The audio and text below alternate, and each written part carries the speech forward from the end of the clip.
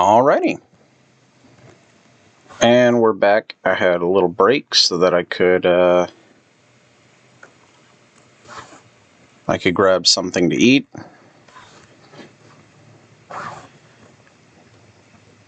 Now that I've done that, I've got several encounters I can deal with, which is going to be very useful.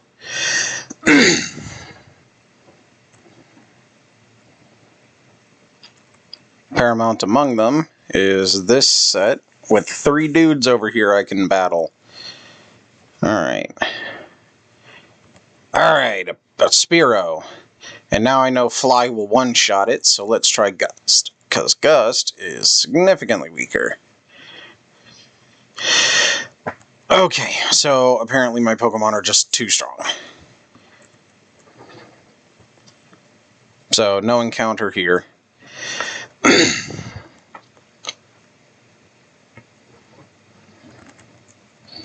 And I forgot to swap. Let's do Mr. Fish next.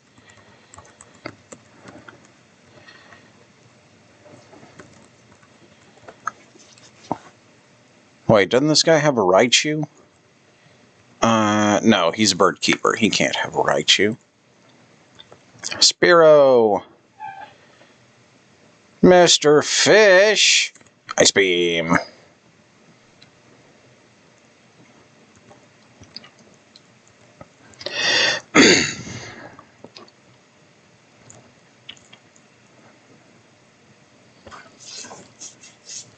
And there goes Fearow.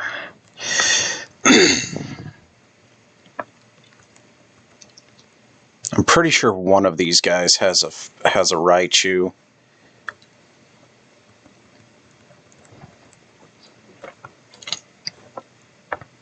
Banana.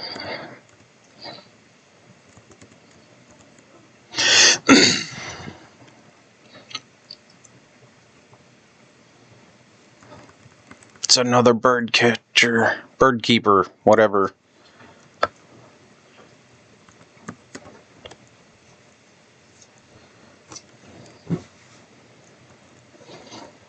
Dead. And another Spearow, and another Ice Beam.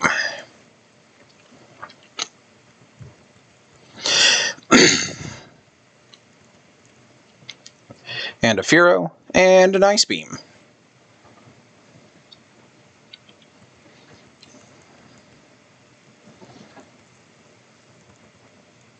And a Spearow, and another Ice Beam.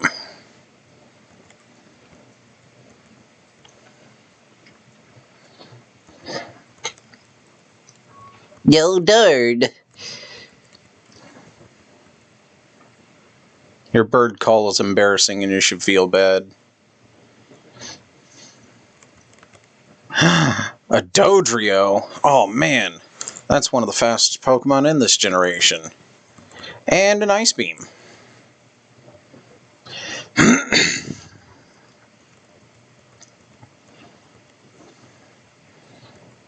Hey, Mr. Fish level 34. Alright. Now for probably the most annoying part. The Safari Zone.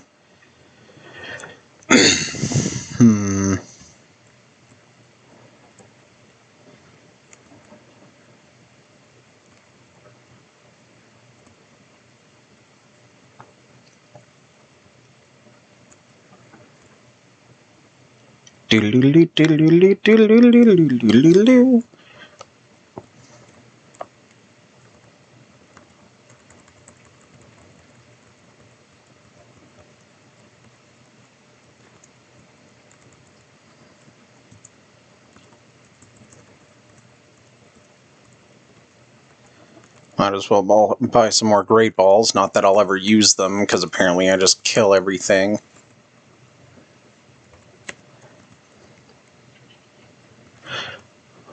I used Gust! Gust is like yeah, but then I used the weaker attack on the one after that, and it still died. They were the same level.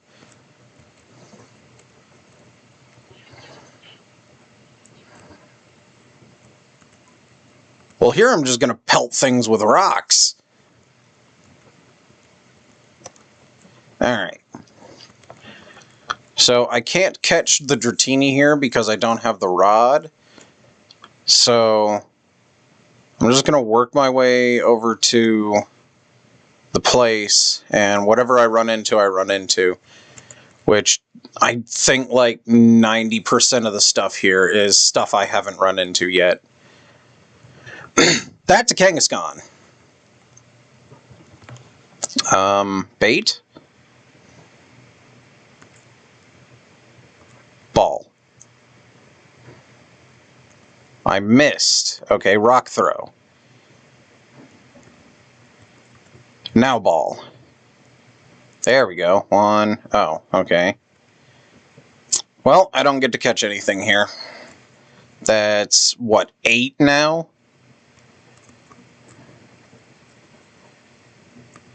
Starting to feel like Cell and TN.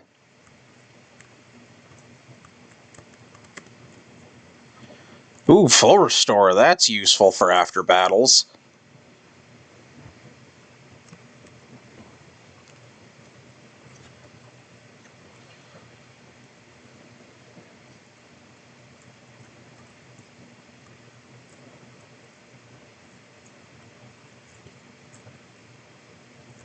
It's been a while since I've done this. I'm pretty sure the teeth are around here somewhere.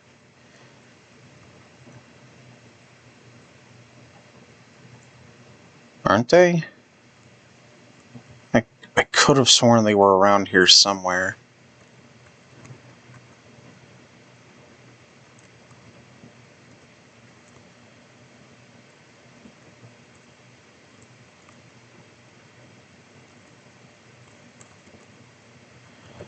Well, that's useless. Alright.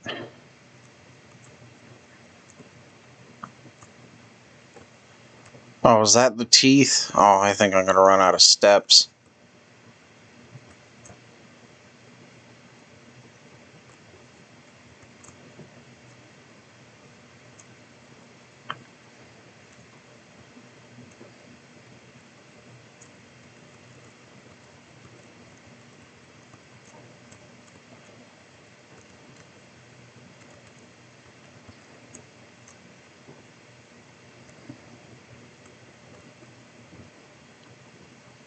I don't remember having to use the HM in order to find the teeth.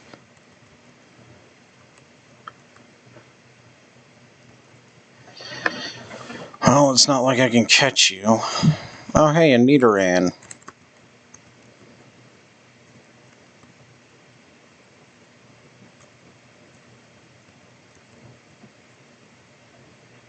A Venomoth would have been amazing.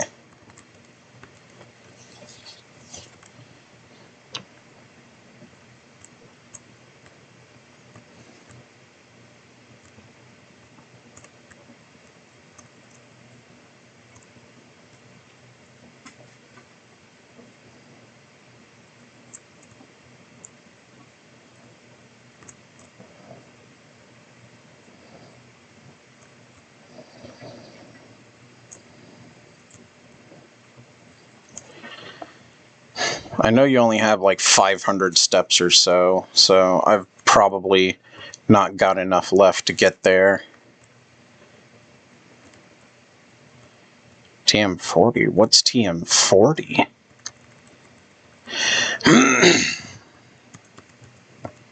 Skull Bash. Eh. No! I did not get a good haul, but I will come again.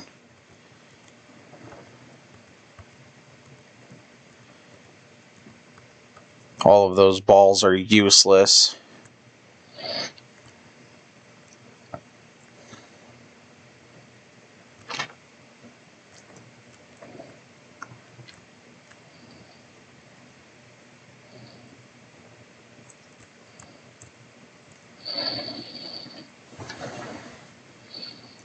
Nidorino. That also would have been nice to find.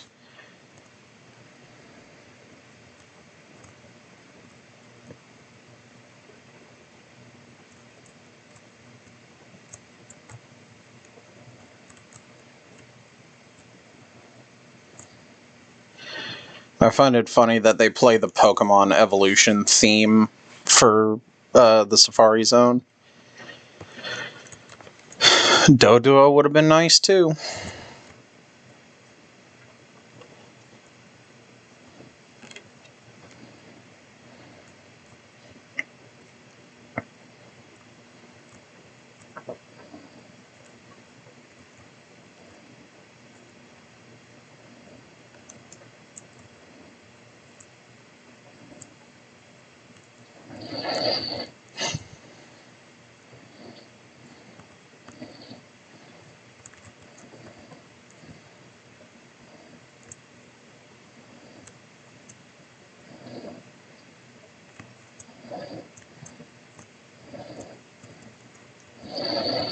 Protein.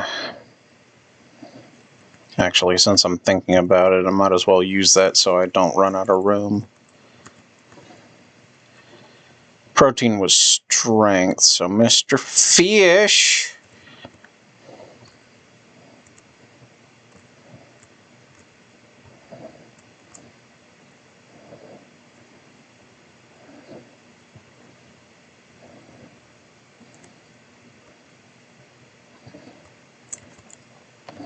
Alright, got the gold teeth. Now I just have to get to the house. No more room for items.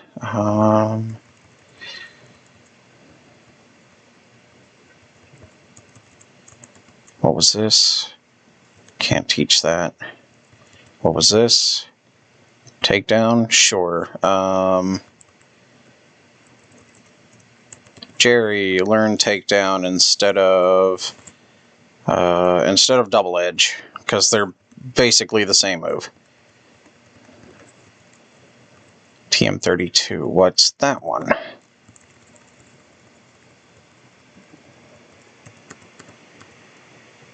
Double team? Oh yeah. I don't think everybody already knows it. What was this one? Sword stance?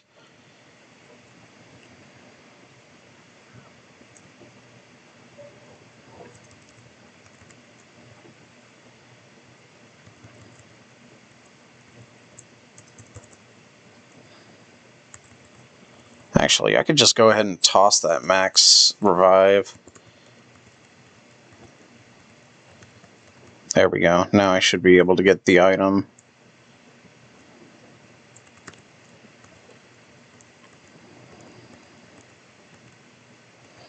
Whoa! Let's see. HM03.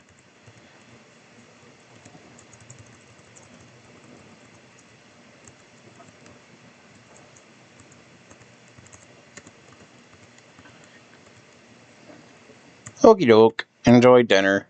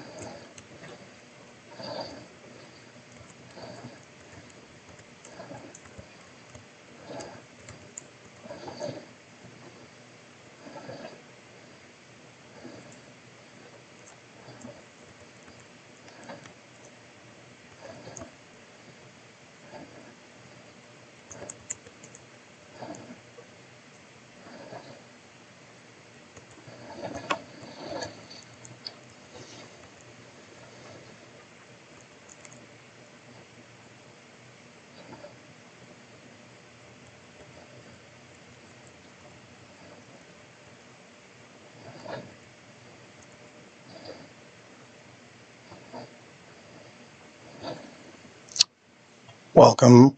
Thanks for joining me. Currently, I'm just doing a little grinding, but you know how that goes. Always a chance to lose a Pokemon here. I'm currently doing, if you haven't read the title yet, Pokemon Res Nuzlock. The 0.5 indicates that it's a more of a grinded episode, but you know.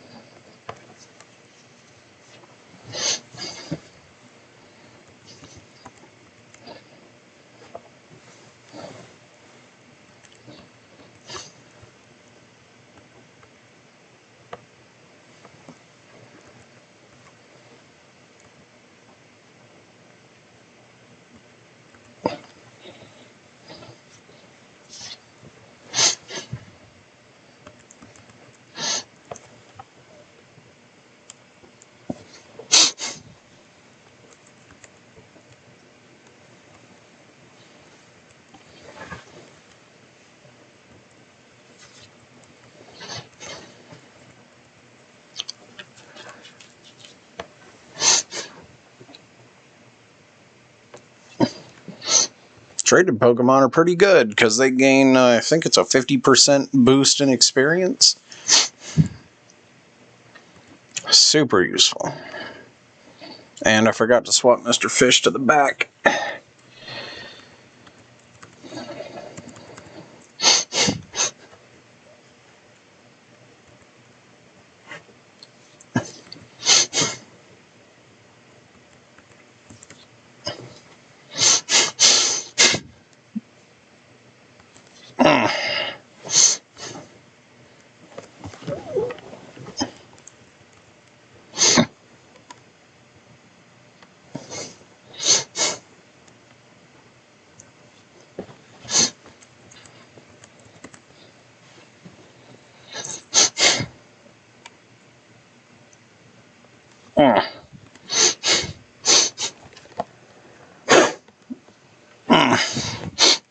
My nose is killing me.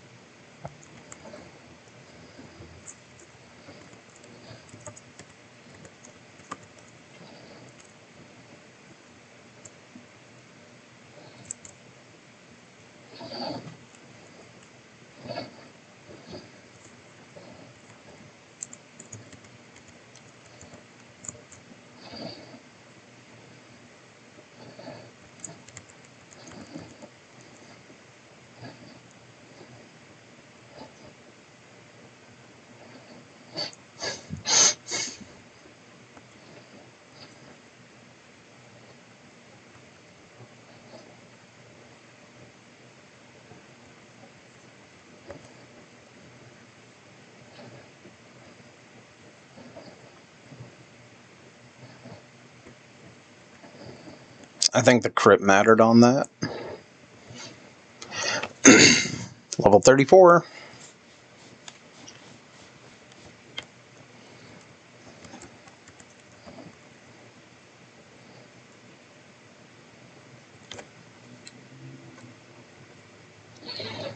Biker. Coughing.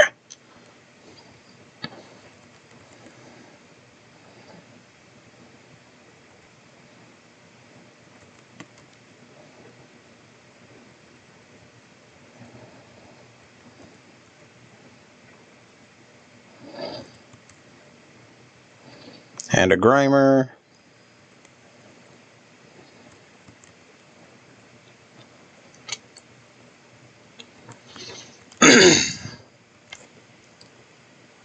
And a Wheezing.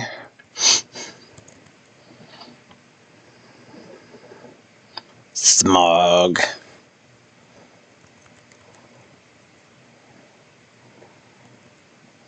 And another Smog. Smack.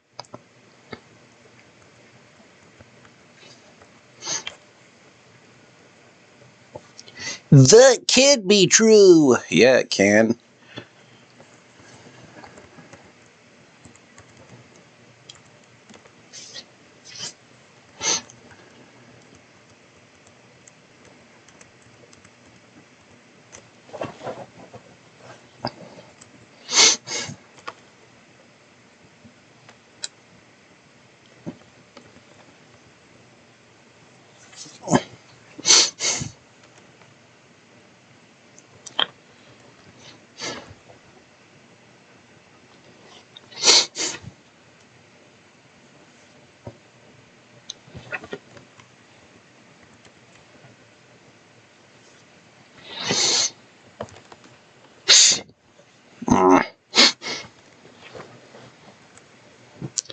Jerry's level 35. Woo.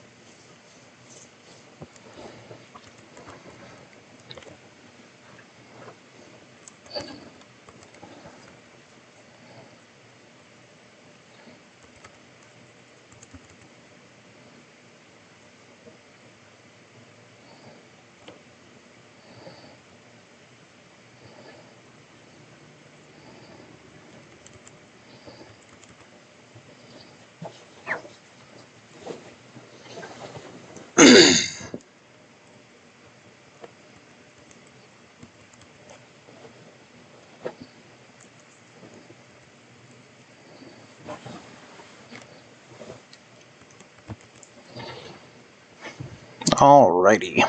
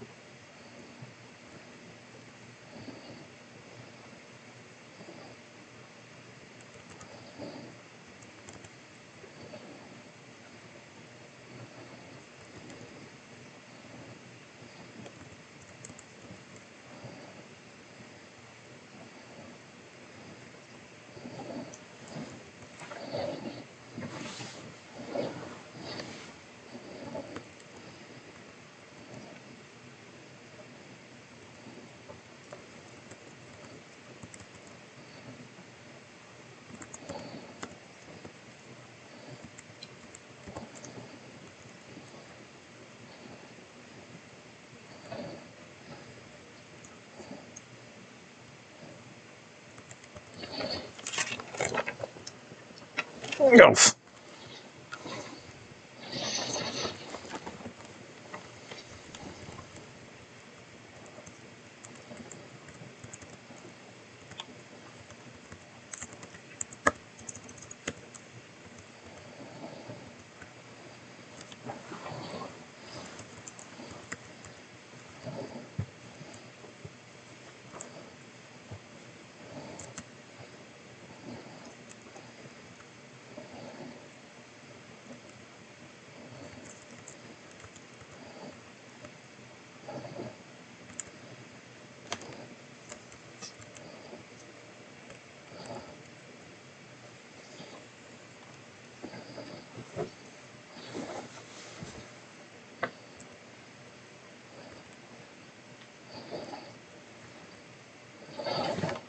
Pidgeotto.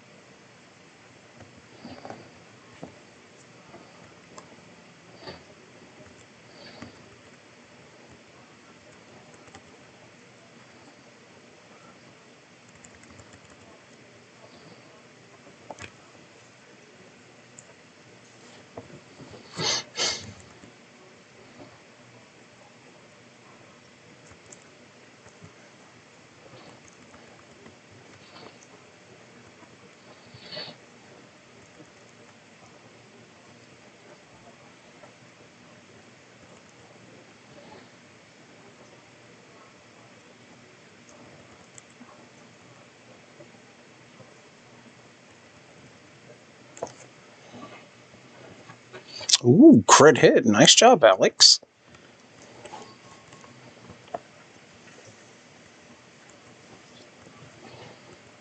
Eon is evolving.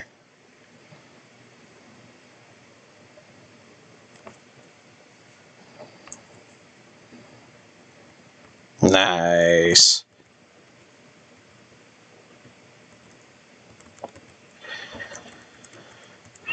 HMO2 fly. Teach that to... Oh yeah, for some reason Charizard can't learn fly. No one's poisoned, right? Yeah, no, I could just bike, but it's faster to fly.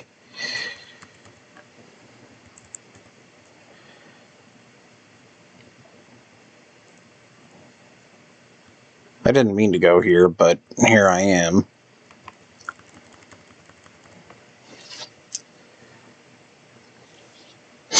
So now I'm gonna go take my revenge on that gym.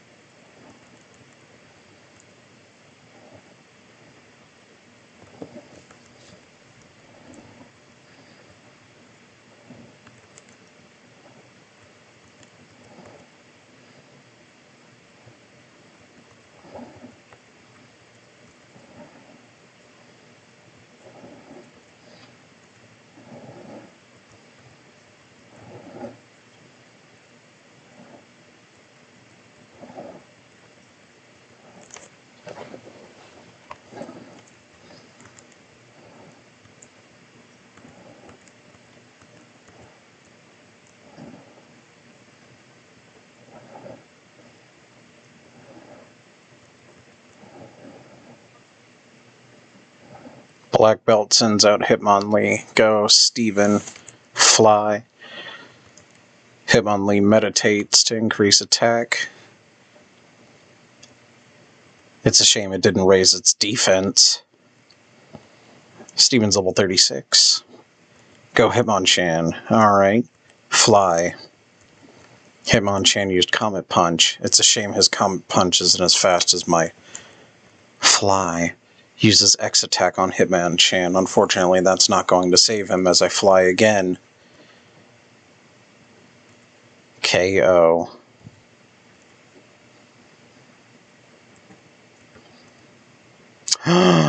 Steven evolves at 36 as well. Ooh, I have a Pidgeot now. Yes. Wonderful.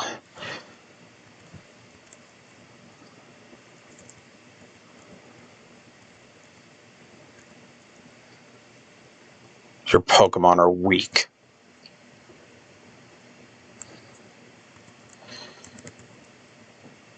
I think with this, everybody's fully evolved except Sebastian, who I don't remember what level you evolve at, but that's fine.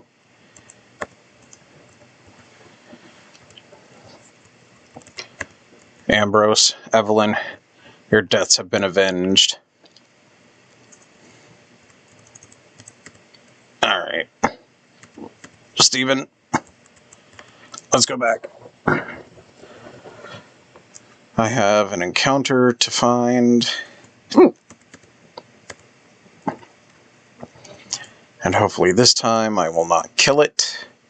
Especially since Steven is no longer the front runner and can't kill it with a gust.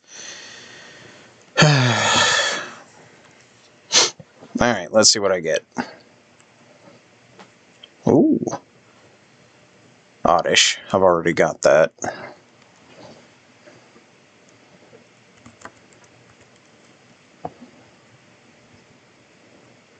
Round 2. No. What about over here? Hey, there we go. A Ditto! Ooh! It's useless. But you know what? That's fine. That's probably gonna kill it. It didn't kill it. Alright, cool. Item. Great Ball.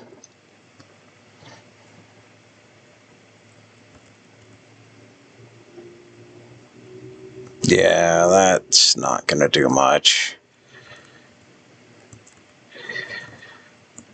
You're double resistant to this.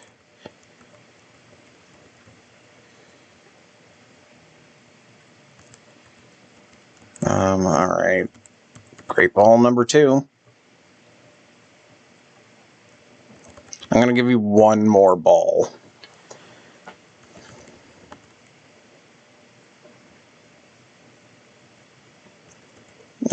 Fine.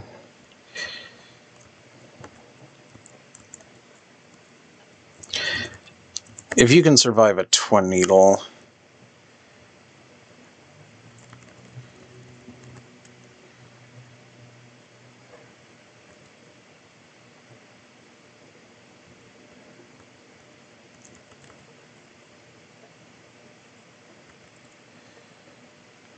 There we go.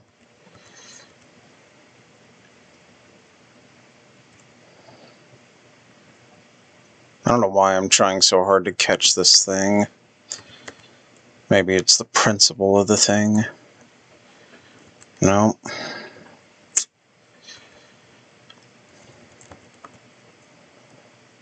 Last ball. Oh, alright.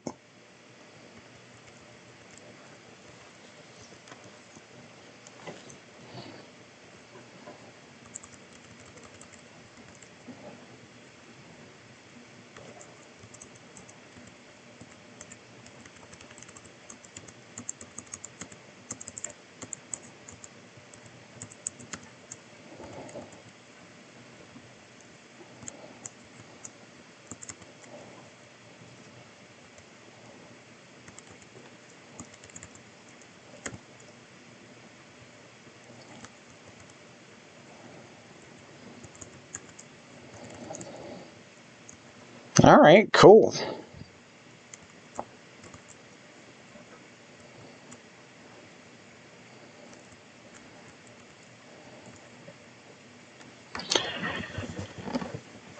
Let's see. Bird Keeper. Hey, did you know I fought your twins?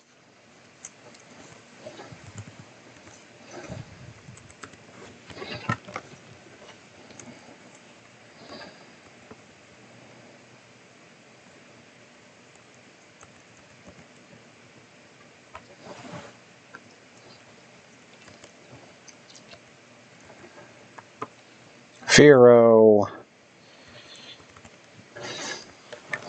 Fear this.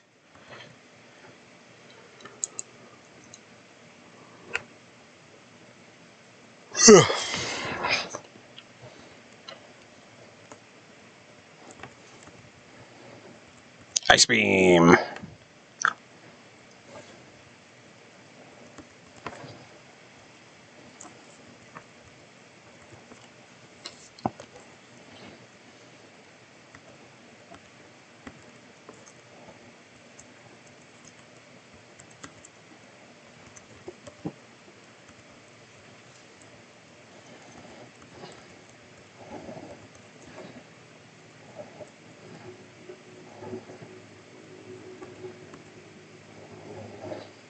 This guy seems to be in a bit of a hurry. Coughing.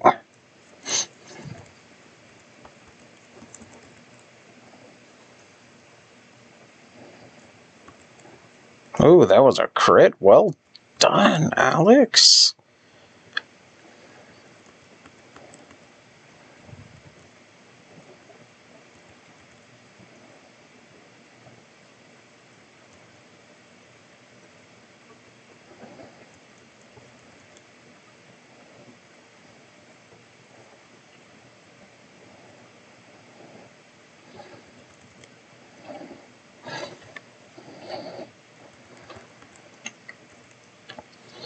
Alex level 36. Grimer, huh? Nothing a little Jerry can't take care of.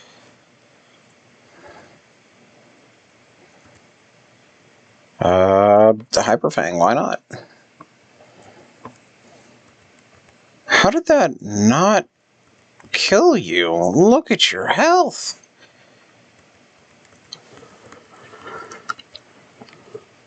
Coughing.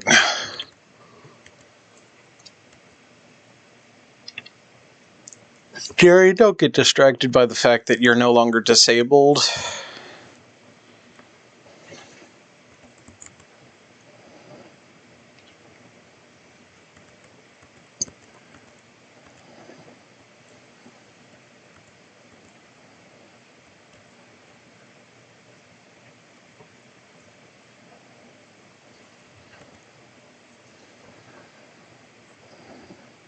Alright, let's see what you've got.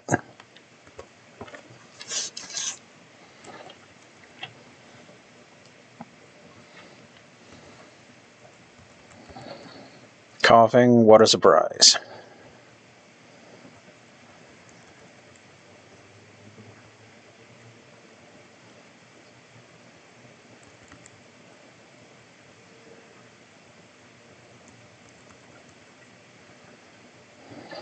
Oh yeah, I forgot to swap Alex out.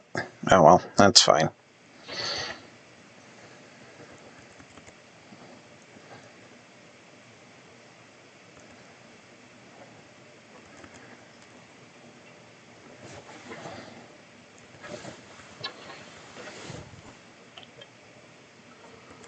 Blown away.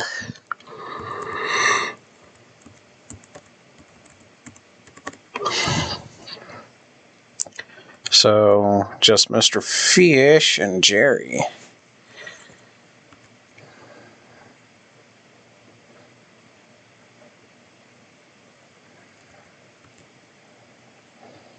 Grimer, huh? Alright. Hyper Fang. No, not miss. Hit. There you go.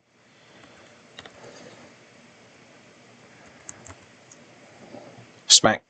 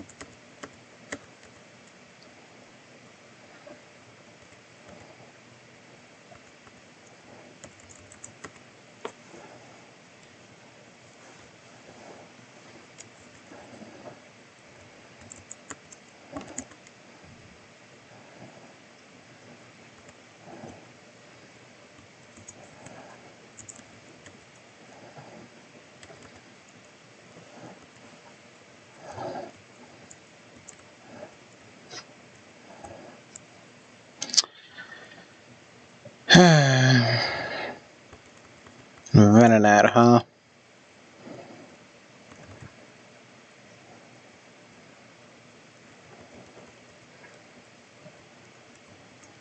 Yeah, not yet.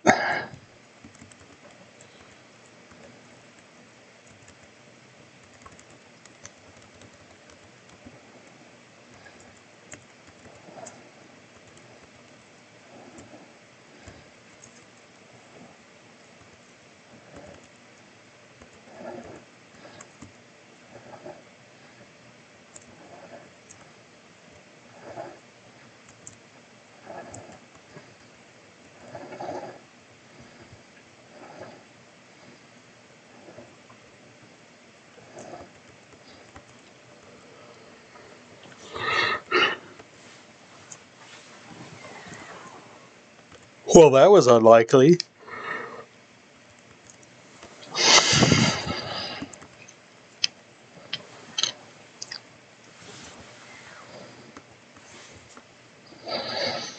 Jerry, level 36.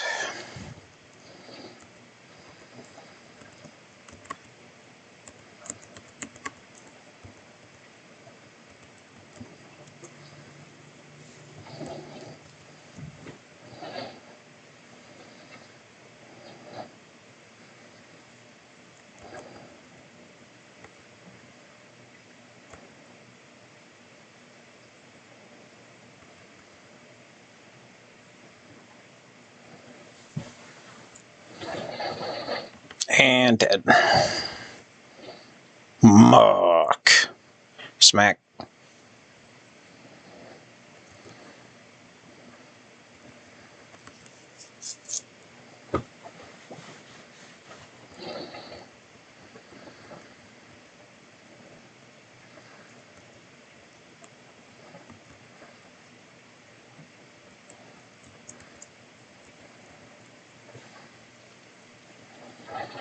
Actually, yes, I have. Not that you'll ever see.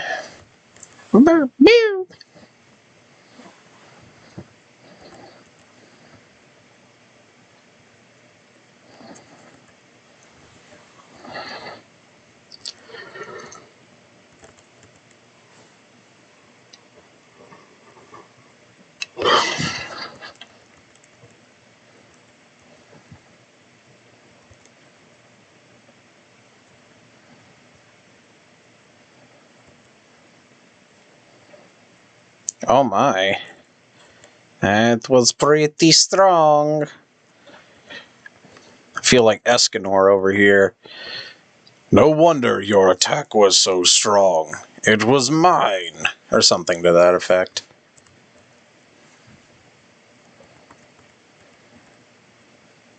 I forget exactly how it goes, but I'm sure my friends, especially my buddy Gemini Crick, would be able to say exactly what that line is.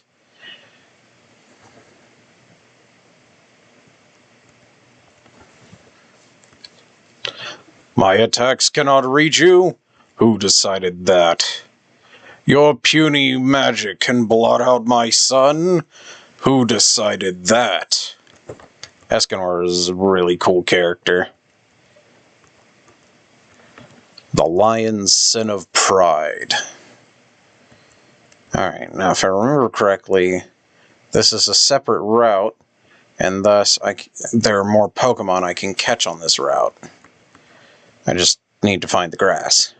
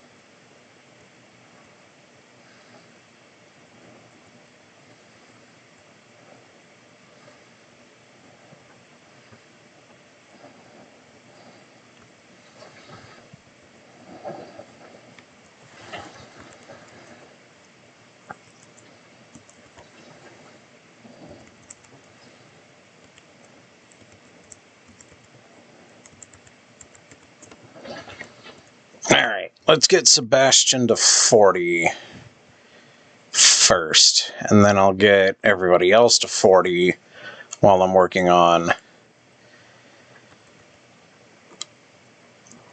training for the gym.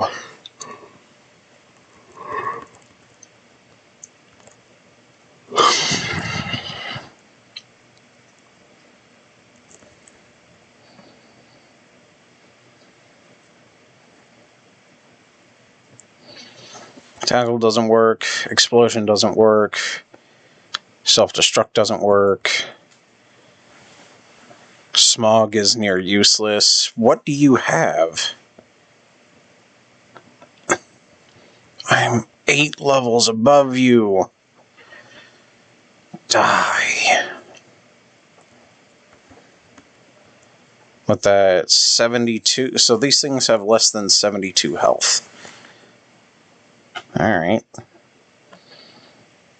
I'm not going to complain for about an easy victory.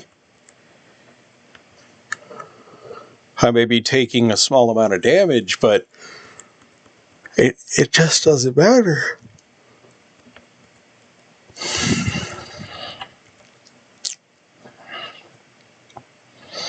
Blood, bloody blah.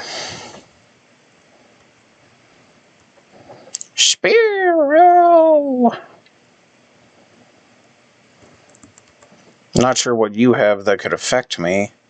You might have Mirror Move?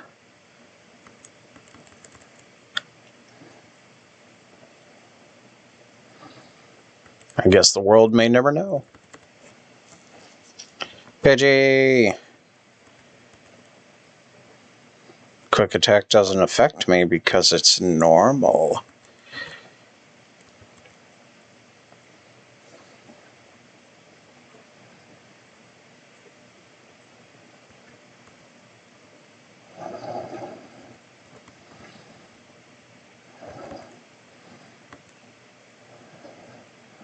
You can keep trying quick attack. It's useless, but you can keep doing it.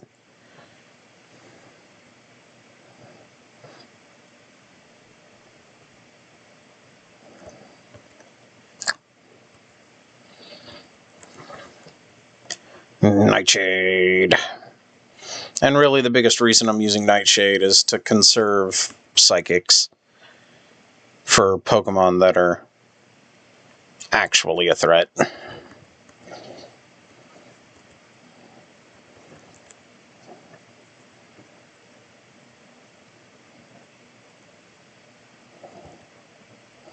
Oh, snap. 25, huh? Alright. Boom. It's a really good thing I wasn't using Psychic.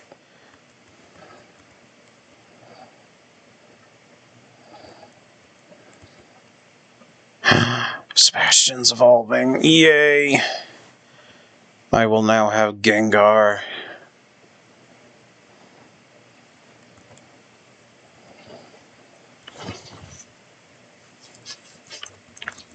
Definitely saving on that note.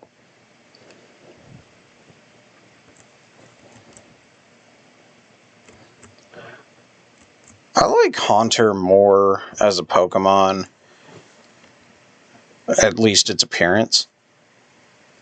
But Gengar is stronger.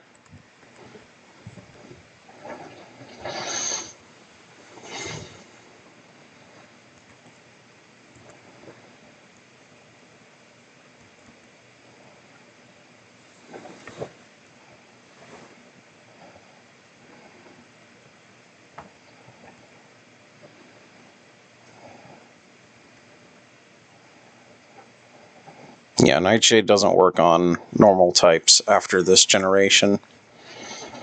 They fixed it.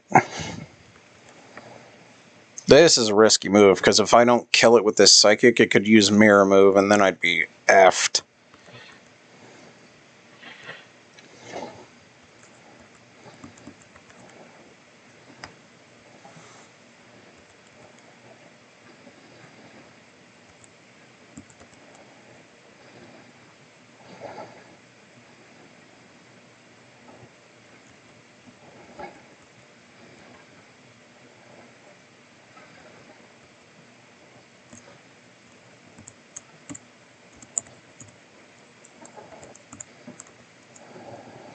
Hey, that's actually something I really wanted.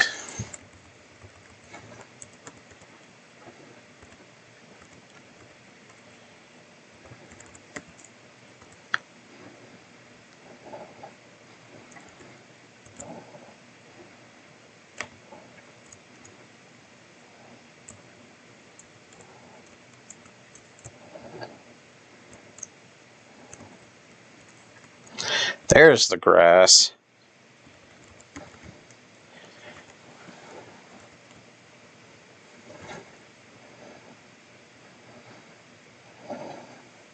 I've already got one.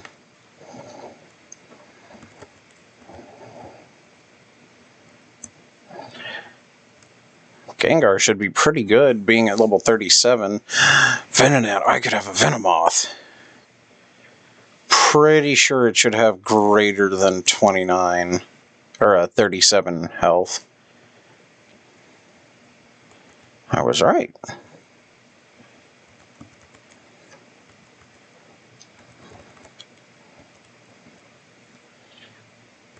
Alright, Psychic was disabled. I don't care about that. I just want to put you to sleep. There we go. Go Gengar! Pulling the weight here. Boom. 1, 2, gotcha.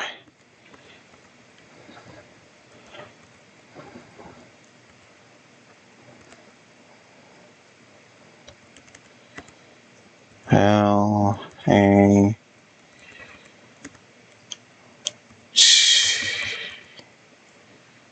Oh wait, no.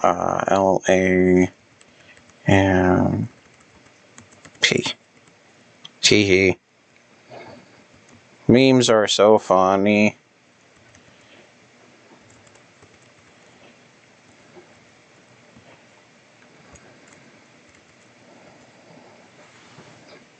Diddly diddly diddly do do do do do do.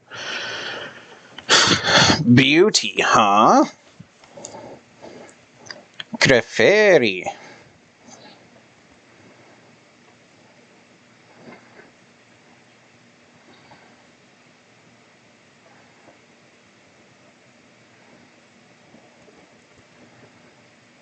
No.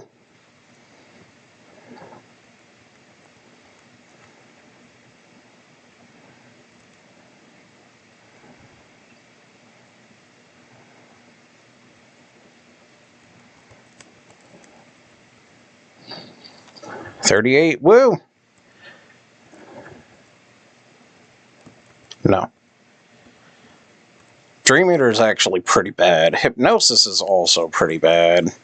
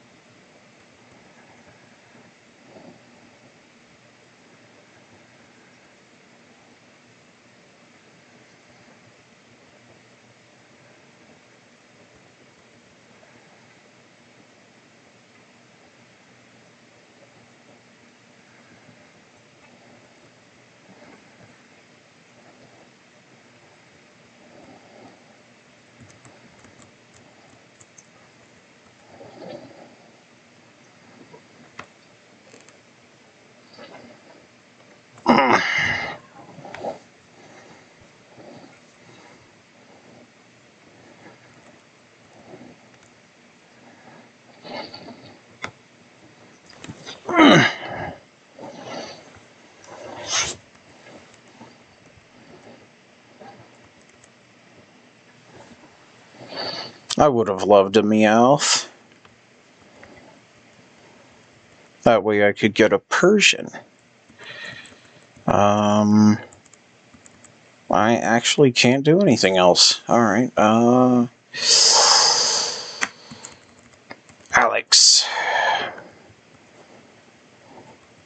Oh wait, you're a bug. Oh well, it should be fine. Oh lordy. Alright, I will be back momentarily. I do apologize leaving in the middle of a fight like this and a stream, but you know, when you gotta go, you gotta go. So, oh come on, let's finish this up real quick. Quick attack, I don't care. Quick attack is useless. Cut. Oh no, it didn't kill it. Oh, come on, Alex. Oh, come on. There you go. Okay, I'll be right back.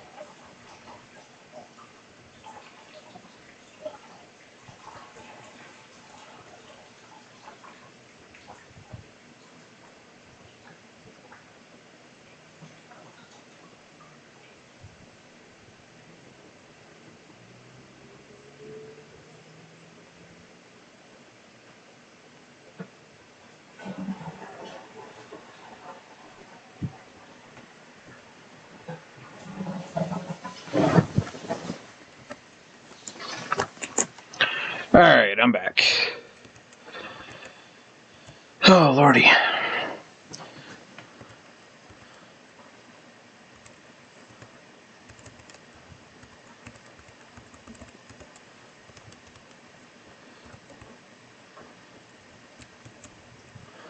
Oh man, look at that. I accidentally ran into this trainer.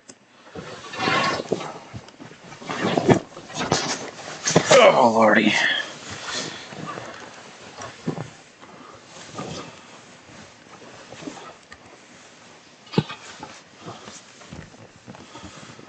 Let's see.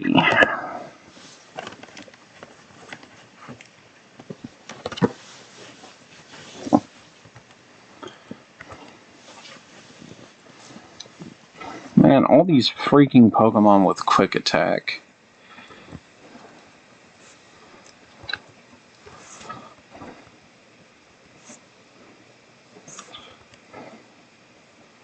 Stop with the quick attacks.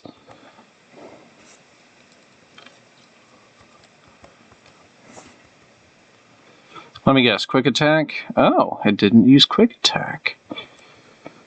Who'd have thought?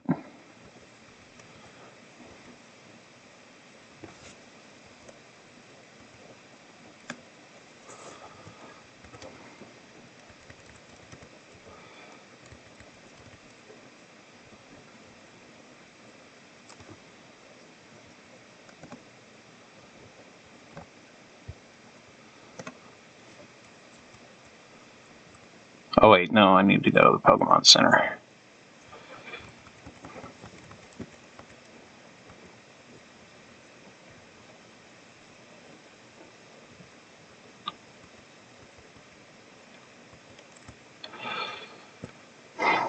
A lot of the Pokemon in this gym have Psychic type, and I don't like that, because that means that Sebastian and Alex are both weak to that gym, even though Alex is also Bug, which makes him strong against that.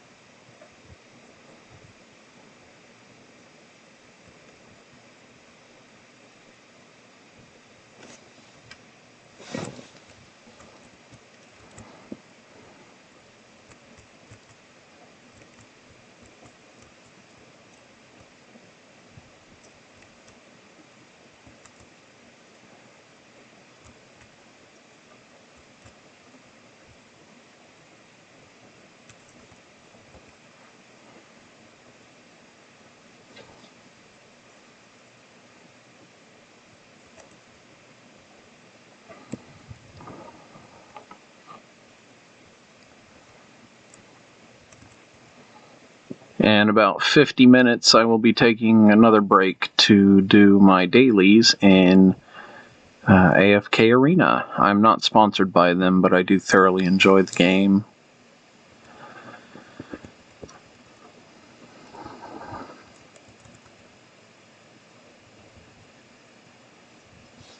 Jeebus. Alright, that was a lot.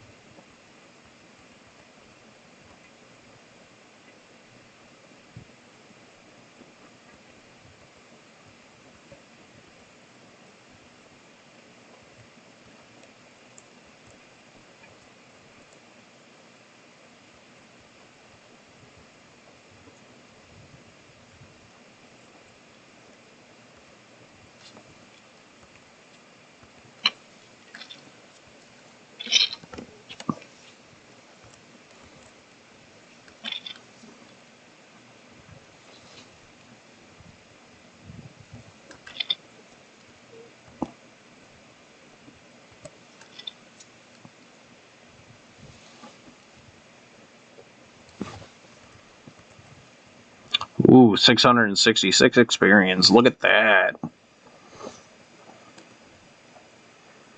More mindless grinding on more weak trainers.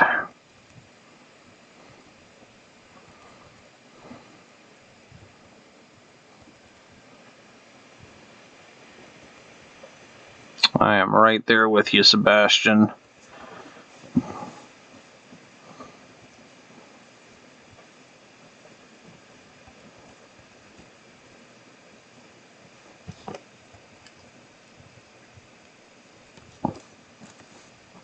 Alright, buddy, I need you to wake up. Come on.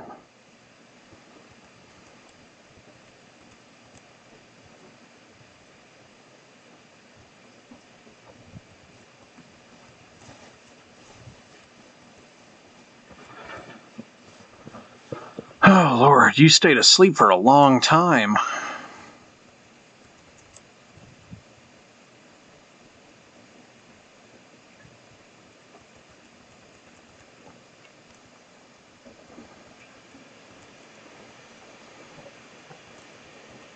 Alright, one more level.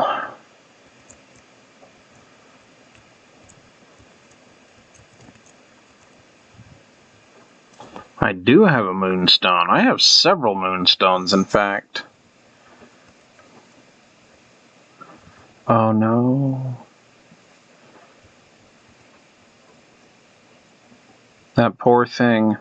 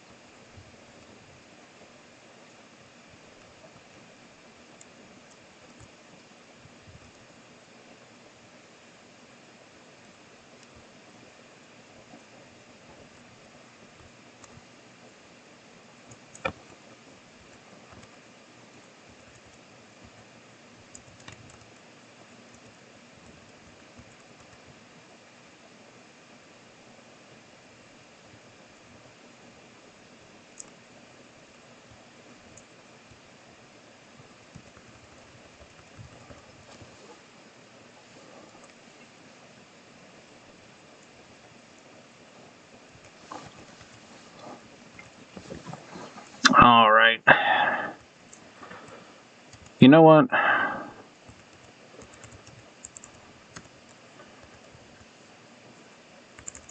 Let's see how this goes.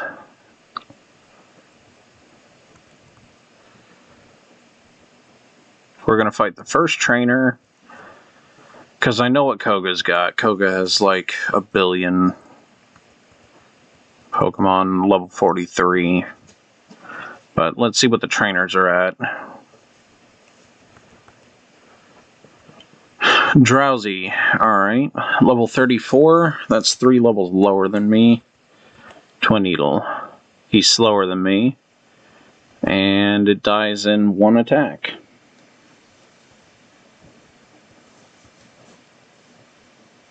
Kadabra. Its defense is significantly worse, but its speed is significantly better.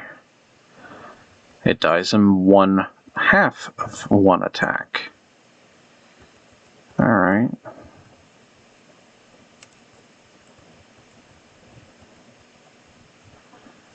Let's see what you got.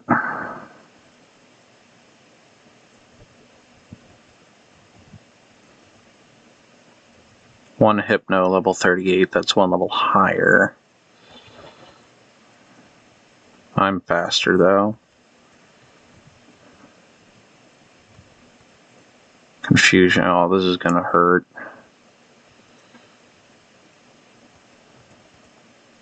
I am faster.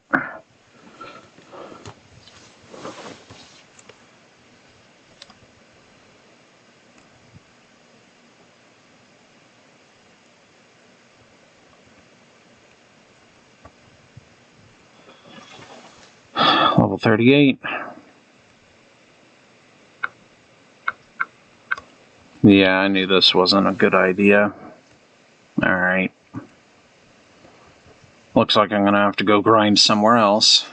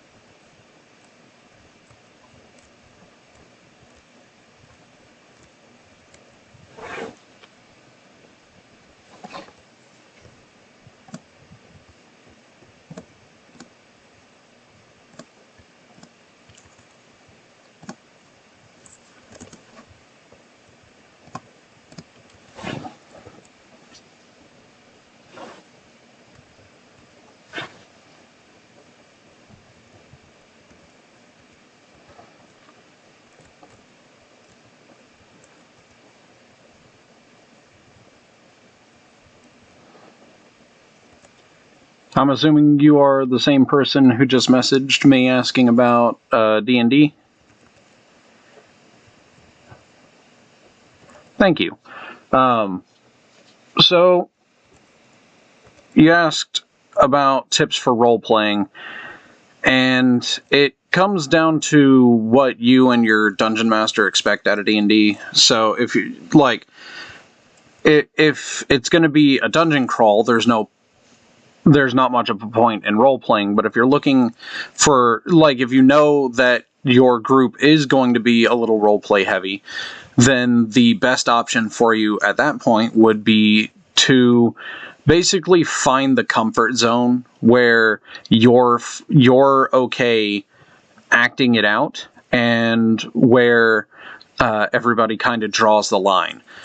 Things you should never do is, it's what my character would do, kind of thing, as an excuse to behave in a way that is generally not acceptable. As an example, initiating PvP or murdering random people for absolutely no reason in your campaign, and excusing it with, it's what my character would do, is absolutely a cardinal sin of D&D roleplay. It's stereotypical bad player behavior, and everybody knows it. Anybody who acts like that should not be considered a good role player. Generally, you might want to work with your dungeon master and flesh out your backstory. The personality traits that you can roll for in the player's handbook are somewhat helpful, but not always. So, come up with, like, things that you think your character likes and stuff like that, and go from there. So, what kind of behavior does your character like or dislike? The kind of personalities they generally would have dealt with, how that would have affected them. One question that I find is an amazing question for fleshing out characters, and it sounds really weird, is, what do they eat? And you may think, well, how could that possibly have a grandiose effect on my character's personality? But when you think of it like this, the kind of food that your character eats is generally determined by their environment, where they grew up, how they grew up, who they grew up with, and stuff like that. So if they grew up poor, they're generally... if you want to make a character based on yourself, but magic, that's fine. But I find doing so, when you do that, you have to be careful of falling into the, but this is me, and take things personally. So what happens to your character in game should not reflect on you as a person, and vice versa. Also, that does not give you license to basically say, well, I know this, so my character would know this. Because you may be a particularly intelligent individual, but if you're playing your character as a barbarian with an 8 intelligence, they're not going to be as smart as you are. So they're probably not going to be the puzzle solver of the group.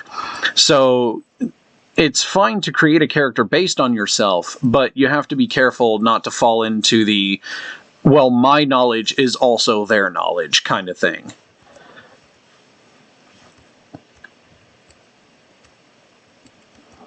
I hope that, if you have any other questions, feel free to ask, but I hope the very few and fast tips that I gave helped out a little bit. Like I was saying, like, don't not do it, but just, if you do it, be careful about how you do it.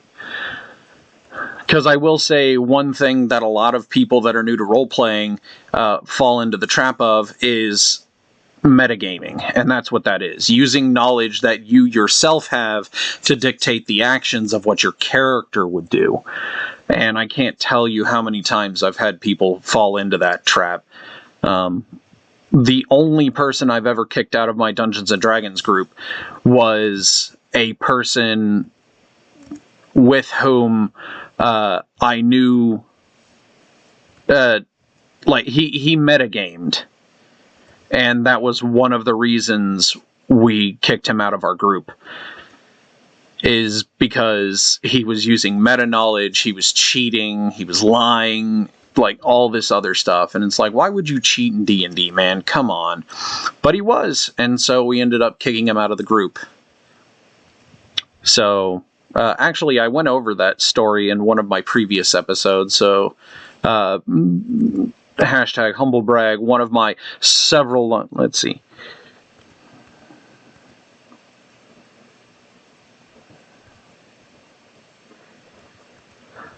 So,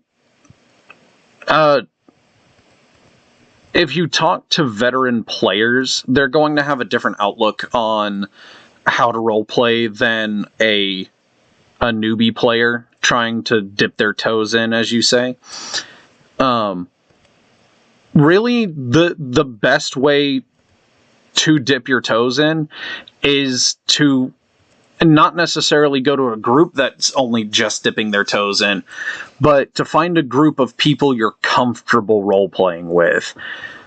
Because if you're not comfortable role-playing with your group, there's no reason to do it, because it's just going to make the experience sour for you. So, best case scenario, you play with a few friends who are like, yeah, this is kind of neat, and you enjoy it. Worst case scenario, you get into a group and they're like, my god, you are terrible at this. How could you ever think this was okay? And then that ruins your experience. So the best thing to do is to keep roleplay light for the first few sessions to see, you know, how things are run. And if you feel comfortable with continuing and role-playing, then just go for it and see where it goes from there. A group that doesn't have, like, super mega, like, rules lawyery kind of people would probably be a better fit for an RP group, but that isn't to say that RP can't fit elsewhere. 5th edition leans itself to roleplay a lot. In fact, one of the core tenets of 5th edition is the rule of cool. So lightly roleplaying is basically like, instead of saying, I say to the barkeep something along the lines of, you literally just say the lines how your character would say them. Back to the barbarian example, instead of going, my barbarian asks the barmaid for a drink, instead of just saying that, oi wench, give me a drink, kind of thing. You know what I mean? Nah, I don't know if you're a guy or girl or somewhere in between, but that's kind of what I mean, is like, you know, start actually chatting as your character instead of saying what your character does. Because saying what your character does isn't really role-playing. It's literally just... Well, I mean, I guess it kind of is, but it's more along the lines of telling as opposed to showing, where talking is more showing than telling. Because in D&D, it's both a show and tell medium where the dice do some of the work, but you can too. And this is something that a lot of people don't really understand, is that, like, people tend to use persuasion a lot to try and not do activities themselves. But that's the thing, is you can actually use talking instead. And if your DM's okay with it, which I generally am, if your DM's okay with it, you can use talking to an NPC instead of persuasion. And if I find your particular conversation, statement, whatever you're trying to do, passable, I won't have you roll for it. You'll just get it. So, and that's one way that you can dip your toes. If you want to go full in, find a LARP, L-A-R-P, live action role play. I'd be very careful with those guys because they can get intense. Also, I'd recommend exercising quite a bit before you go into a LARP, because those things can be almost as physically intensive as they are mentally intensive. So, also, if you go to a LARP, always bring, I would recommend generally bringing a friend and or a way of defending yourself, just in case, because you never know who's out there, especially nowadays. Nowadays is crazy.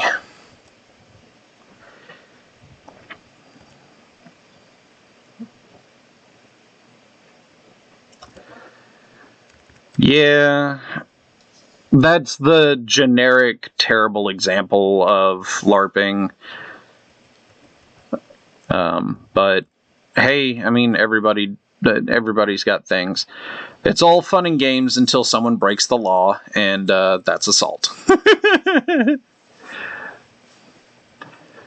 But yeah, so a little light role-playing, like just every once in a while speak in character as opposed to saying what your character does, would be a good idea for just light role-playing.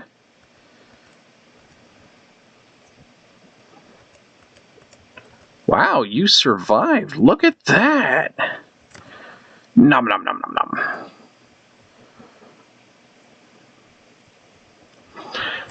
nom. So personally, I'm not a fan of one-on-one role-playing, but if you've got someone willing to do so, then absolutely. Anything is viable as long as everybody's having fun. So, there are actually some modules online that are dedicated to one DM, one player. So, if you wanted to, I'd highly recommend looking into those. If you are planning on being the Dungeon Master, go ahead and read up on them. If you're not planning on being the Dungeon Master, then suggest one of them to your Dungeon Master and see if they're okay running one, and see where it goes from there. I remember I actually have several of them saved on my Google Drive, but that was for me trying to get one of my friends into D&D. Unfortunately, they ended up moving away, so I never got a chance to actually run them for her, but they were interesting. Running a single DM, single player campaign. So the Dungeon Master is only working with one player at a time. So if you're looking to run that campaign, go ahead and you can find them pretty easily online. And if you're wanting to run in one as the player, go ahead and suggest it to your Dungeon Master. It could be an interesting experience. I would generally stay away from the prefab campaigns by Wizards of the Coast, as those are generally made to be, let's see.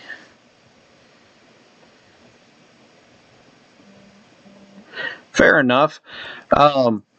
So one of the big things, this is the curse of Matt Mercer, is people who watch his stuff expect their games to be like that, where everybody's voice acting and playing with characters and having this big long adventure and stuff like that.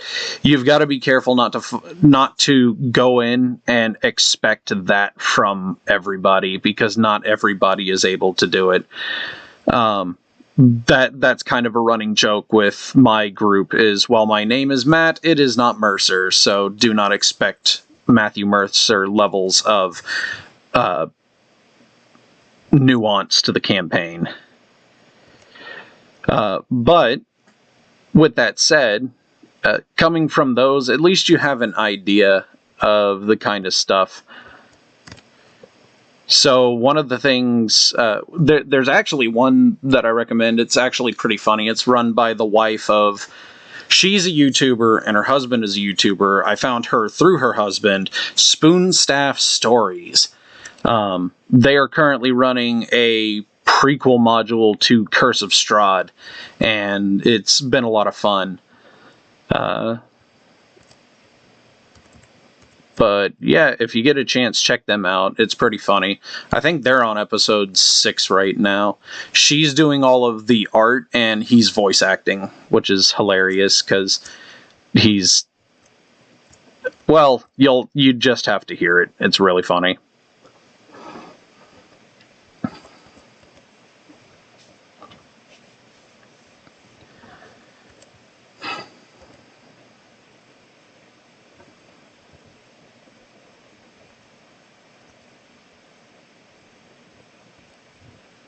You subscribe to her?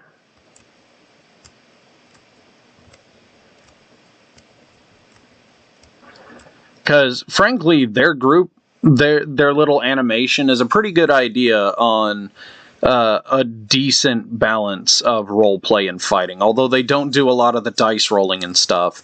And it's really a highlights reel of their campaign because they're not playing... Yeah. They aren't playing the story on there. She's animating the adventure that has happened already. So, but the interactions are drawn to how they happened in it. So she and her husband stream on his channel every once in a while. And one of the things they went over was the kind of behind the scenes stuff that they did. So, like, she has her sessions recorded in private, and then she animates them, and he voice acts them, and then they post them. So what you're seeing is essentially what happened in the campaign, but instead of hearing all of them and dice rolling and the time in between, it's literally just the highlights reel. Like, these are the events that actually happened in-game.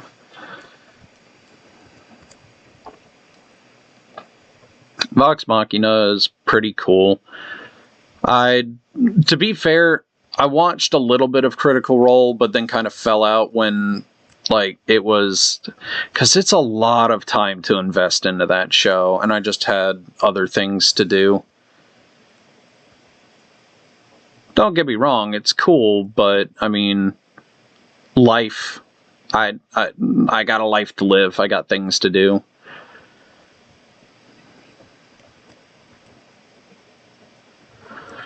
So first, I would recommend finding what you're comfortable with role-playing wise. And then it's not just the DM, unless you're doing literally just a you and DM story, as I was mentioning earlier. So what you've got... So the first thing you should determine is how comfortable you are with the amount of role-playing. So find out how much role-playing you're okay with, and then from there, what the group, what kind of group you want is determined after that.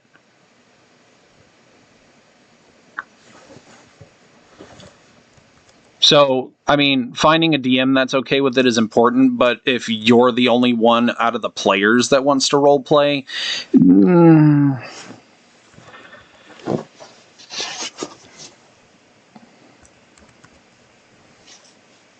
roleplaying is a touchy subject, so whatever your group is comfortable with, that's really where you want to... That's where you want to find the balance, is the group dynamic. Yeah, no problem. I'm not going to say I'm an expert, but I will say that I have been DMing and playing D&D for 14 years, so I do have some experience on both sides of the table, most of it on the DM side. But, yeah. And thank you for stopping by, I appreciate that. It gives me something to do while grinding, because I was almost literally falling asleep with no one to really chat with.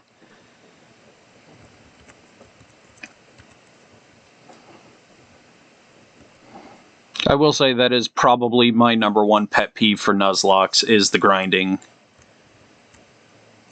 And right now I'm at a very precarious part of the campaign.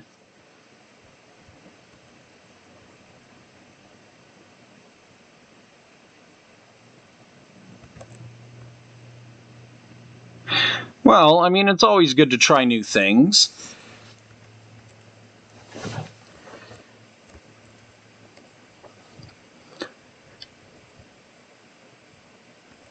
Do you know what campaign your friends want to play with you, or...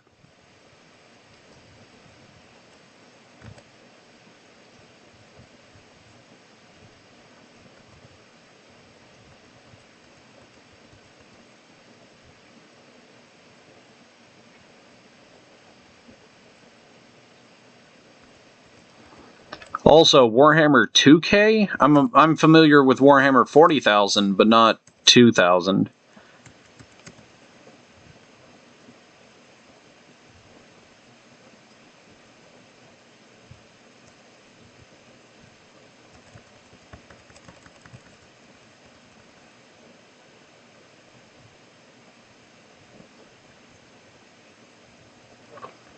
Hey, no worries. God, I haven't played Warhammer 40,000 in a long time.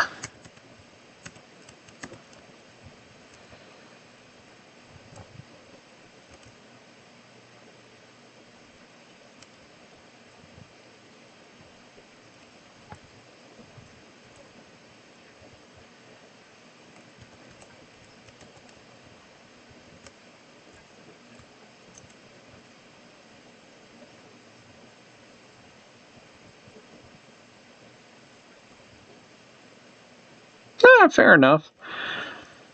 The only reason I played World of Warcraft was for the sole reason of unlocking a character portrait in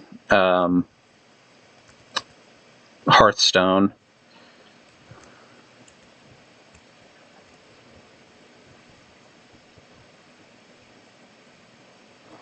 Goodness. Yeah, Cuddle of Death is pretty nice. I liked hanging out with her. It's a shame that she and Tubbsy had to stop playing the campaign that we were streaming. I don't know if you ever got to check that out, but I was running a campaign for her, Tubbsy, Kazo, Zan, and Sawsbucky. But life got in the way, so most of them had to quit. So right now, on Mondays and Thursdays, I am streaming a campaign for Sawsbucky, Zan, Matt Gulai, and Raven, I think her name is. And we're doing Curse of Strahd right now.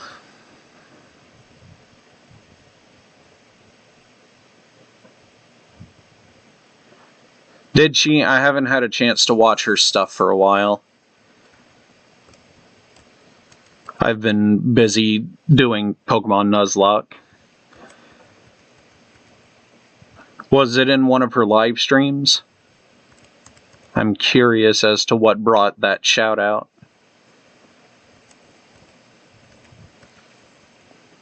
Ah, finally. Jesus, Mr. Fish, you take so much experience.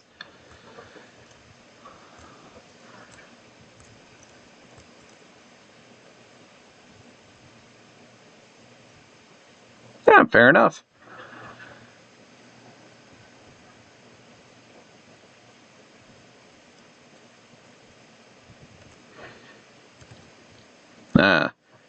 The person that we kicked out of our D&D group was in real life. Oh yeah, she's a really nice person. I would definitely not be friends with her if it weren't for the fact that she is a nice person. Well, I'm glad things got resolved. I remember she and I used to play League together as well, way back in the day. I ended up helping her get all of the Morgana skins because that was her favorite character at the time. I don't know who her favorite character is now. Or if she even still plays League. Yeah, League of Legends.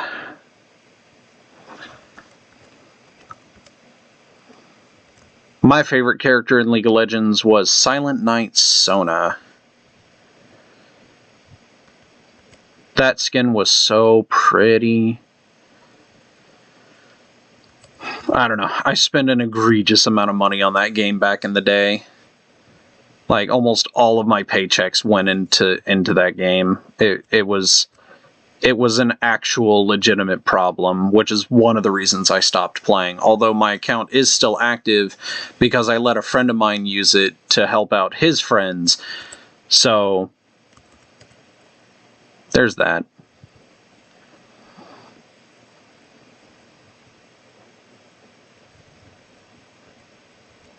Well, it was never my whole paycheck, but it was a vast majority of it.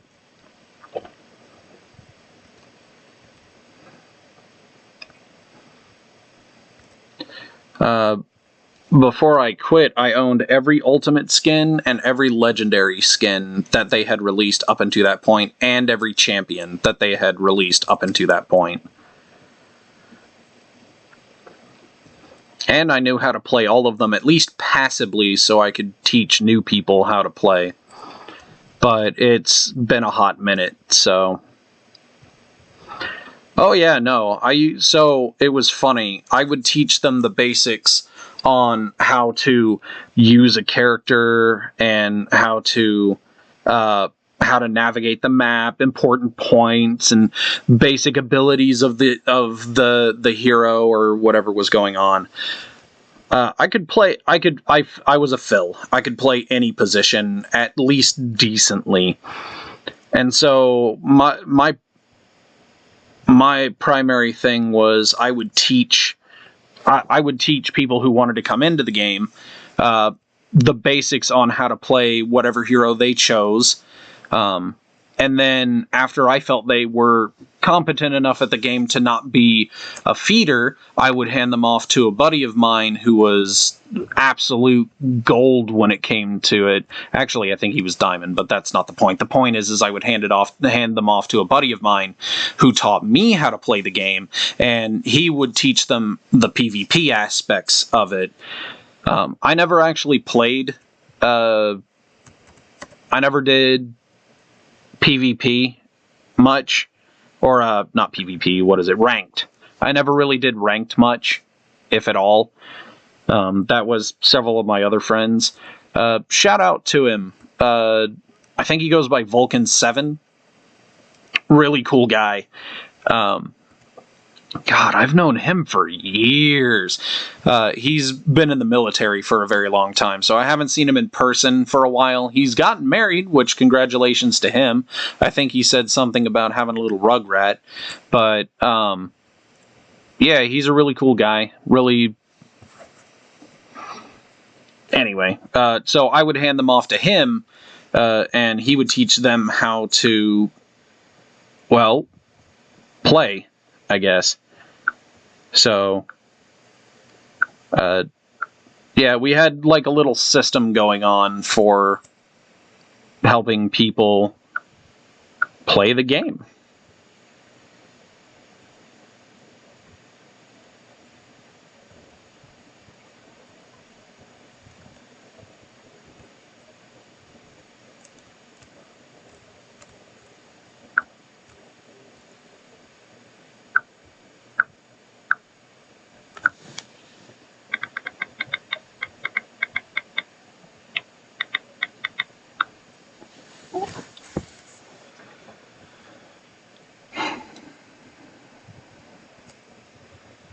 Let's see.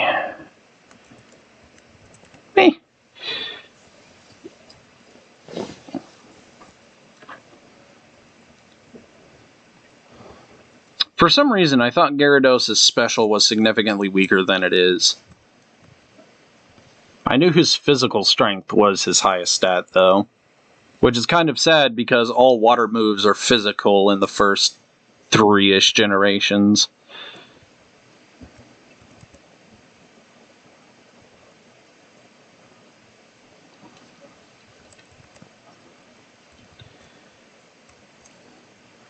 God, I would hate to look at the EV spread. I actually owned an original Game Boy Color. It was purple.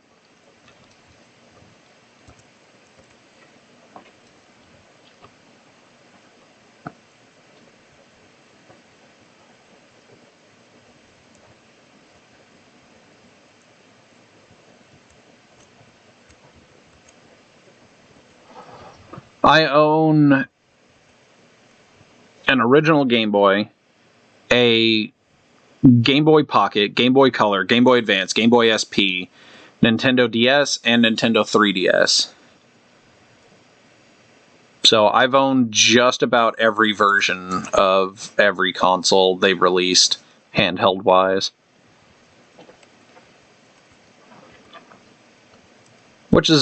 It's fun. Nintendo created good games. It's a shame that they've slacked so hard recently.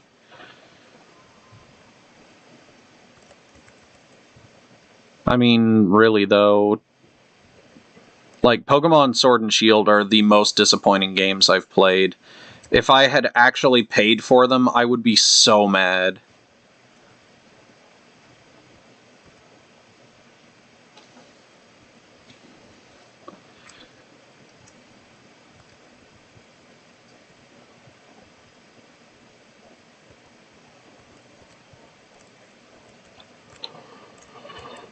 Oh my goodness. I own a Switch. I've got Pokemon Let's Go Eevee.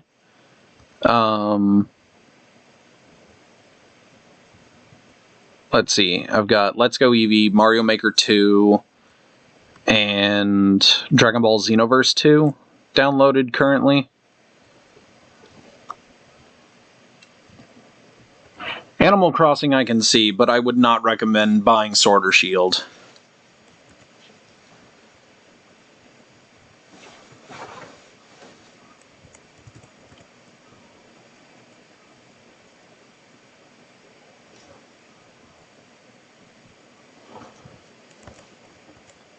Fair enough. Isn't the Pokeball Plus that thing that's like a step counter or whatever? Or am I thinking... No, that's the controller, isn't it? Hello there! Welcome back! Yes, I don't know if you've been paying attention to the stream, but we have a guest. They wanted some advice on D&D, which I don't know why they came to me. I'm terrible at that game. Oh, you're right. I am thinking of the Diamond and Pearl step counter from Generation 4. You right.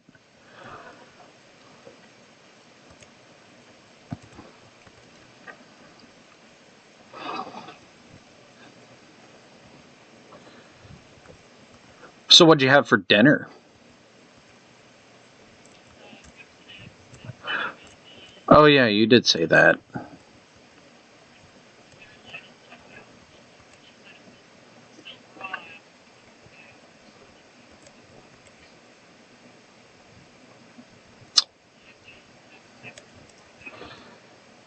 Alrighty. Well, you know what? At least you checked. There's a guy on YouTube. I forget his name, but I was telling you about this person. The husband of the YouTuber, the husband of the lady who's in charge of the channel Spoonstaff Stories. Her husband reviewed this guy who thinks that eating raw meat, exclusively, no vegetables, no fruits, only raw meat, is the only acceptable diet.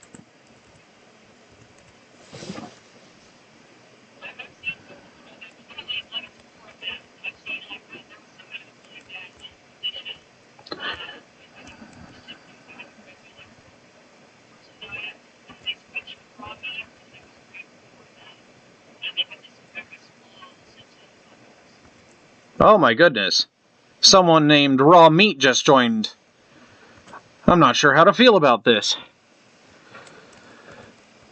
But no, he wasn't doing it for a medical condition. He was doing it because he thinks that dietarily exclusively raw meat is good for you. And if you cook the meat or if you eat any vegetables or fruits with it, it's terrible.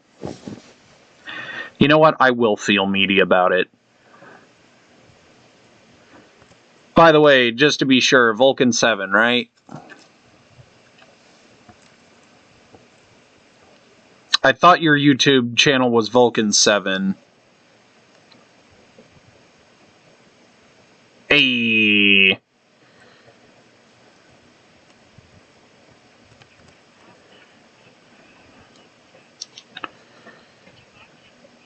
Oh no, don't leave me. It is possible. Don't you lie to me. Let's see. Prefer. See, I can't go without my meat. Like, don't get me wrong, vegan diets are neat, I guess, and vegetarians are fine, as long as you don't try and shove it in someone else's face.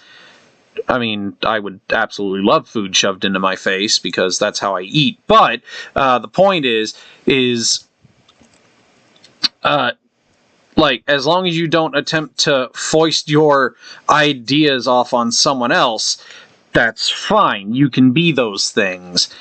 But no, this guy is like, if you cook your meat and or eat vegetables and or eat fruits, you are a terrible person and you have the inferior diet.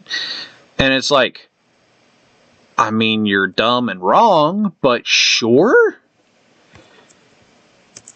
Like, oh my goodness.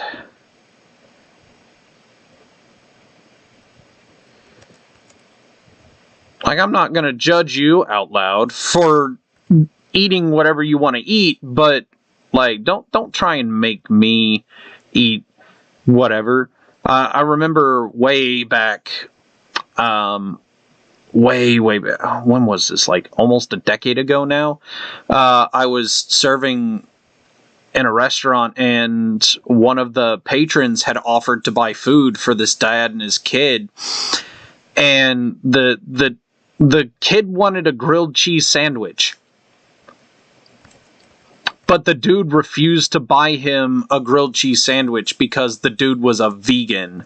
And he's like, no, that has cheese. I'm not buying you anything with cheese. And it's like, my dude, you are trying to, like, you offered to buy them food. The cheese is going to get sold regardless. But no.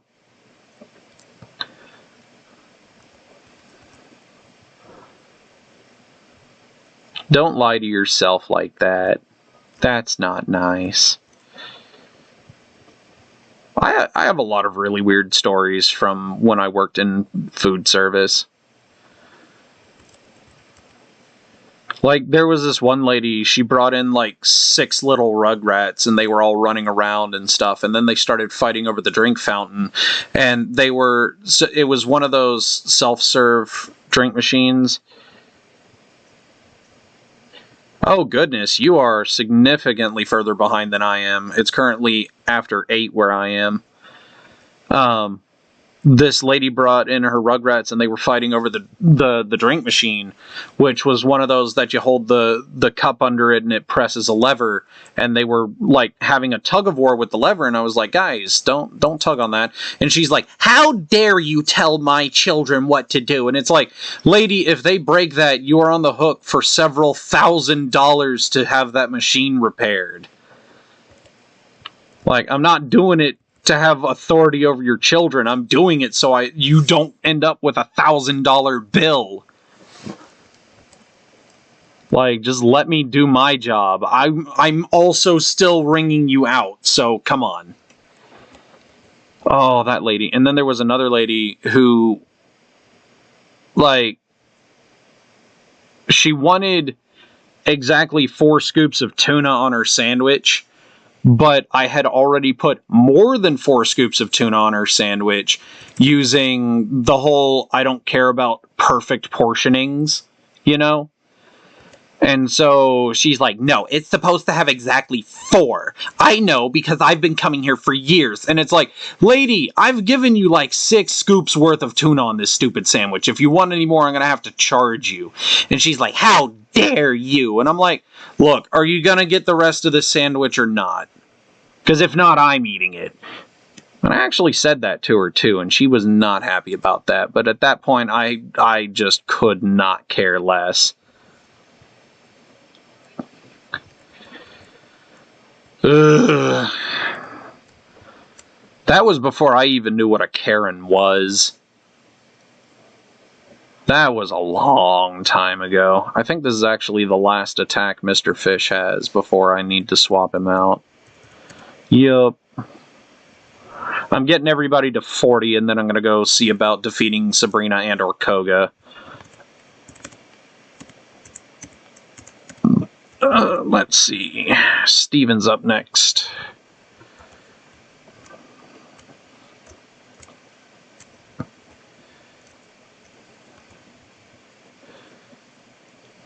Yeah, I hate daylight savings time. I really do.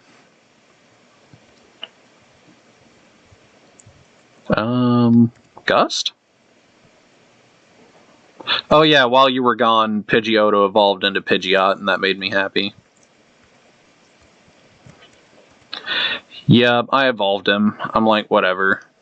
He's gonna learn. He's gonna learn Flamethrower eventually. Funny enough, Charizard cannot learn Fly.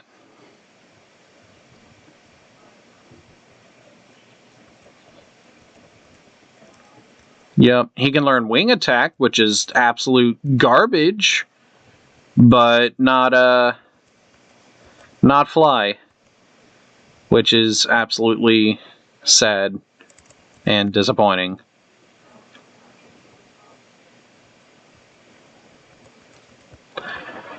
Now I'm curious if the Dittos that which by the way I did catch a Ditto. I finally got a Pokemon caught. Finally. No. Ditto's absolute garbage. Actually, Ditto is complete garbage until generation, I think, 4, when it gains the ability Imposter.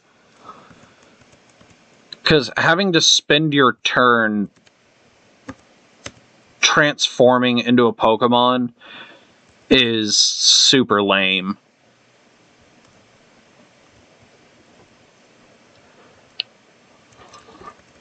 So, no, I'm not. But it's always good to have a any spare Pokemon sitting in the back. Oops, nope, don't. Not again.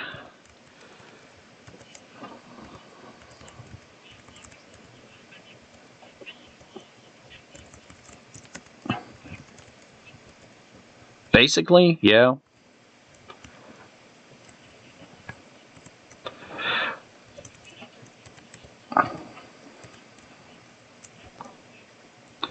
I hate having throwaway Pokemon. I really do. Like, it's better to raise the Pokemon to not die than basically keep a Pokemon on your team specifically to die. So I generally try and, like, the Pokemon that are in my PC are spares in case one of mine die, but there's a reason I'm raising all of my Pokemon to level 40 before I take on Koga or Sabrina. And I want to take on Koga first because he's got trainers that are unavoidable, where all of the trainers in Sabrina's gym are avoidable. So that means I could essentially go straight from Koga to her. And if all of my Pokemon are level 43 at that point, then I don't have to worry about accidentally over-leveling between Koga and Sabrina. So that's my logic behind choosing them, even though I do believe if I look at the badge order, she's supposed to be first. Nope, Koga's first, never mind. I always thought Sabrina was supposed to go first. Not that it particularly matters. I've heard Sabrina is supposed to be a run killer because her Alakazam is so fast and whatnot, but at this point it doesn't even matter because I've got Pokemon that could easily soak the damage.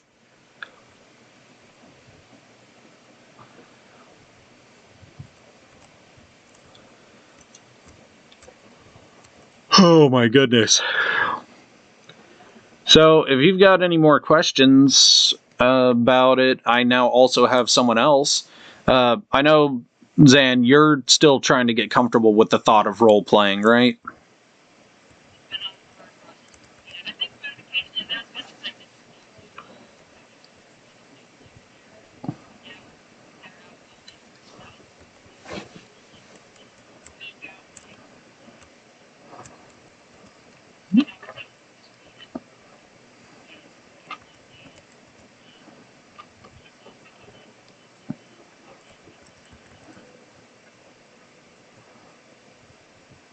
Yup. Speaking of, is he planning on joining us tonight? doesn't have to if he doesn't want to, but I just usually have both of you in here. So it's kind of weird only being in the chat with one person.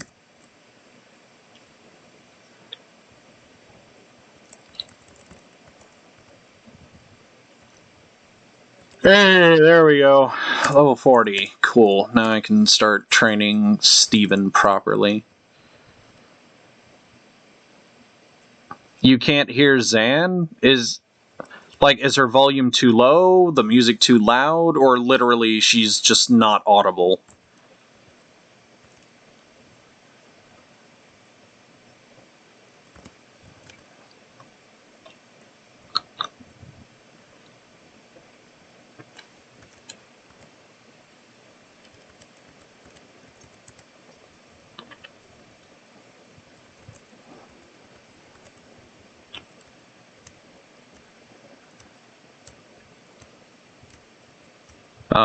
Zan, if you're listening, or if you're in the stream, are you able to hear yourself?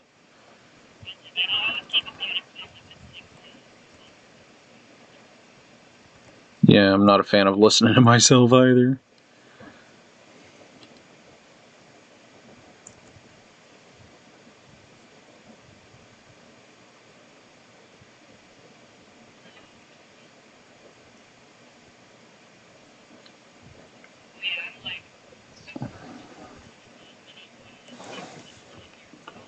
Because I can hear you just fine. Is it because the game music is too loud?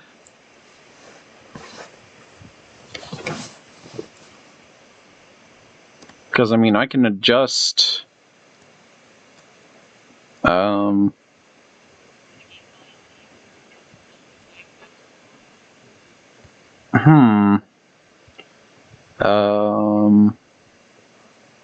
Audio output capture?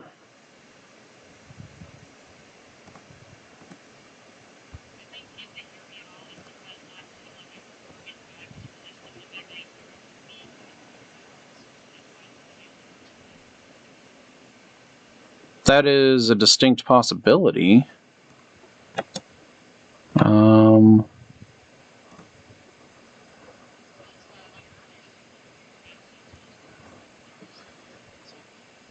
Interesting.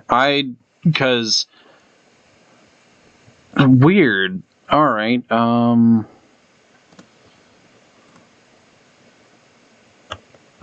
let's see. Properties... How about that? There we go. Now there's game sounds. You hear game sounds? Are you audible? Yes, I can hear myself now too. And I'm gonna silence this. Okay.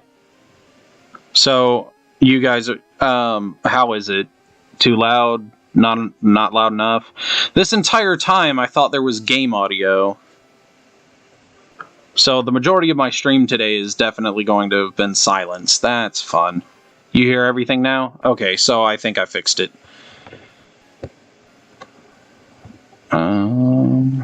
There we go.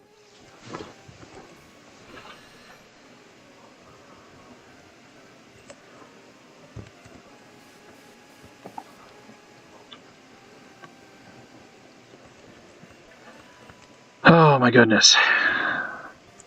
Well, at least now I've got it debugged. Troubleshot? Whatever. I've got it fixed. I've been streaming for almost 2.5 hours, and the majority of that is literally just silence and my voice every once in a while. And that means that all the stream yesterday was basically silence too, and this morning. Oh lordy. Well, one of those was good though, because I was listening for a moment, I think, before I came into voice with you, and I think I heard sounds. Like I can't remember anymore. I'll have to think about that before I join you in voice, is to listen to your stream for a bit to make sure the volumes are correct to help you out. But I hate listening to myself and having that play back to me again, and then I can't think anymore. That's all it's that speech jammer. So it's funny because in the studio for streaming this, it gives me a preview of what's going on with the game and or the stream, I should say. And I have it muted because if I don't, it plays the audio that's, well, being spoken and played and whatnot. But the problem is, in doing so, I would end up with an infinite audio feedback loop because it would be playing the audio that just played, which would then play the audio that just played, etc., etc., and it just becomes a cluster F. Which is why I generally have it muted. And just to give you an idea, I'm going to unmute it real quick. And that's what happens. So I'm sure you just heard me say I'm going to unmute it real quick several times. Not on our end. Really? Interesting. Wait, never mind. I lied. I'm listening to you. Let me listen to the... Okay. Let me just mute Discord real quick, because I can't say that with me. I mean, definitely. I mean, you could go back in the stream about a minute and it should show up then.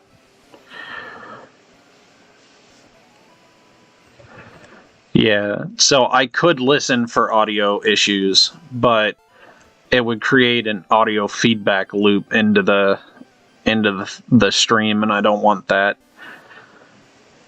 So I'm glad you two brought it up, because I never would have figured it out.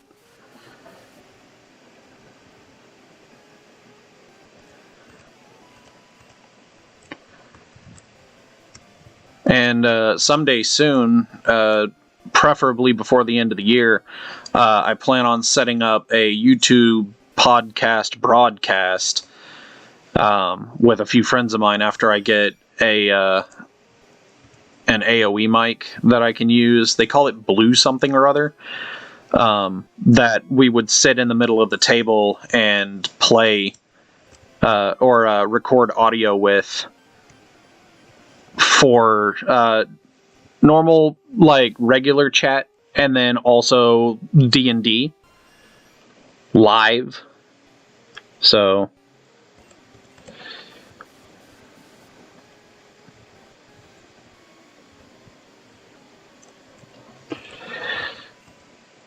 once I'm done with this series, I have a buddy of mine who I like his editing style. He doesn't have a lot of content on his stuff, and I've been giving him tips on editing etiquette, but he's getting better at it.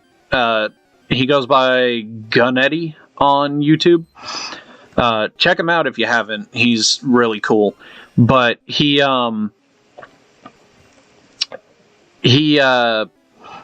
I'm planning on paying him to edit a highlights reel of my Pokemon Red Nuzlock series.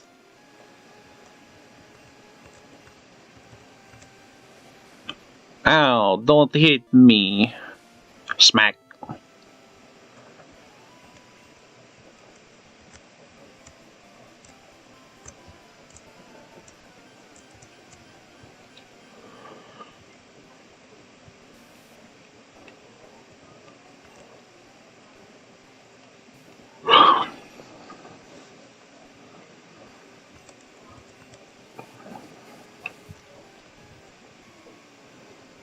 Next time a Ditto comes up, I need to remember to use Fly on it instead of Gust. Gust can kill almost everything here because it's weak to it, but because Gust is a weak move, it won't kill the Ditto. Yet. It'll get there in a few levels.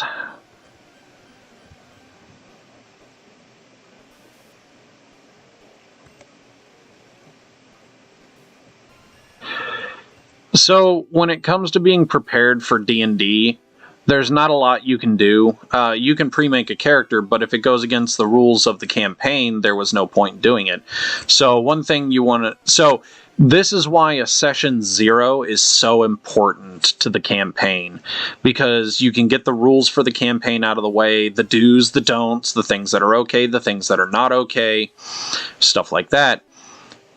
and it lays the groundwork for the, like, if your DM's running an all human campaign, but you didn't have a session 0 and you come in with a high elf master wizard, that your DM's like, no, you can't do that. Well, now you have to make a whole new character. So if you do plan on playing D&D, I highly recommend getting with the DM and having a session 0. That way everybody's expectations can be laid out on the table. What you plan to get from the campaign, what your DM wants to get from the campaign, what the other players want to get from the campaign, so everybody's on the same page. It also gives you a chance to learn a little bit of the backstory for the campaign, like if there's any important campaign details. I can't think of any off the top of my head, but I think you get the idea. And that's really the best way to prepare.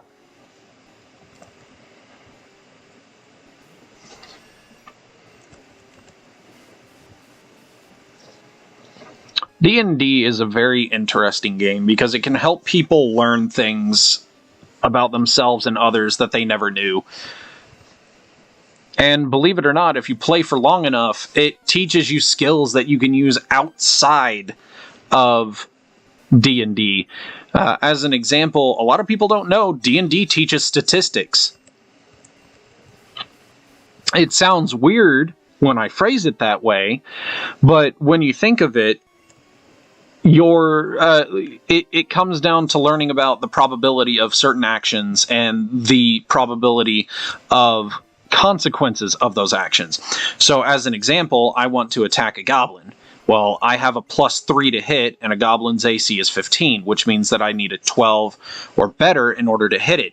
Well, on a d20, 12, 13, 14, 15, 16, 17, 18, 19, 20 are all considered hits on the goblin, which means that if I roll a 12 or better, I've got it. So the probability of me missing is 8 in 20.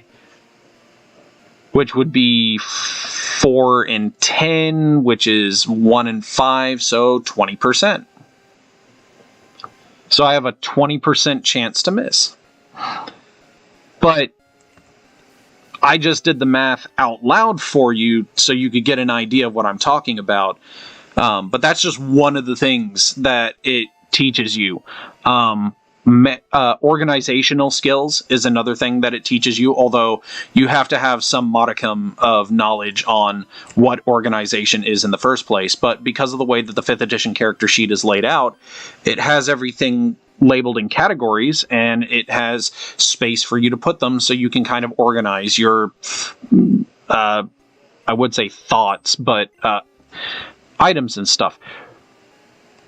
Really? It works even in the air. I did not know that. Interessante.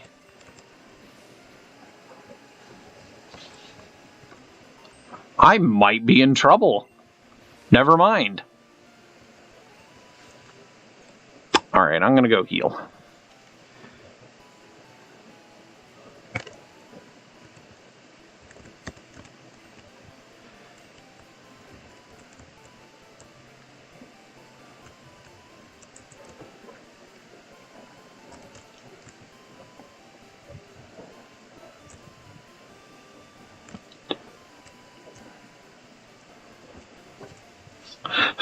So that's one thing that's pretty interesting about D&D, is for D&D, the background, the whole background for D&D is the dungeon master, the DM, is the storyteller, but the story isn't about him, it's about the players.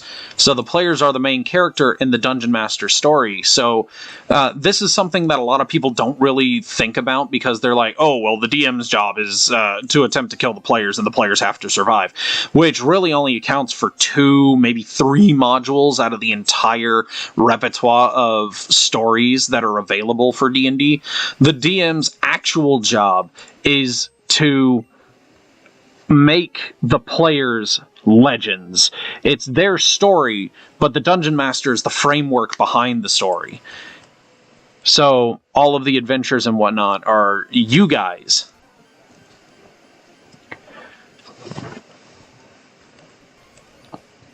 So that's one thing that a lot of people don't consider. And depending on whether you're playing a prefab made by Wizards of the Coast or you're doing a homebrew campaign from scratch, it's a story that you all create together. And that's the important part, is it's everybody working together to do it.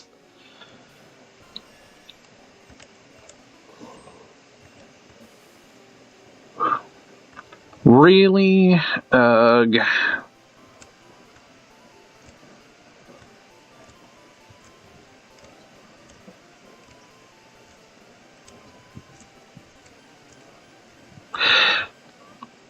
So, I wouldn't recommend... So, it depends on what you mean by guidebook. If you're talking about purchasing, like, the player's handbook or the Dungeon Master Guide, that, sure. But, if you're talking about, like, a third-party thing, like, this is how you D&D, those are all subjective. There's nothing objective about them. They probably rarely touch on the rules most of the time. So, yeah, the Player's Handbook, or PHB, the Dungeon Master's Guide, or DMG,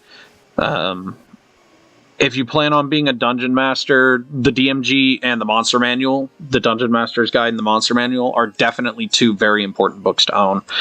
And it also depends on whether you're planning on meeting in person or not, because if not, then you could probably find the PDF online. If you are meeting in person, then you might want to look into getting a physical copy of the book.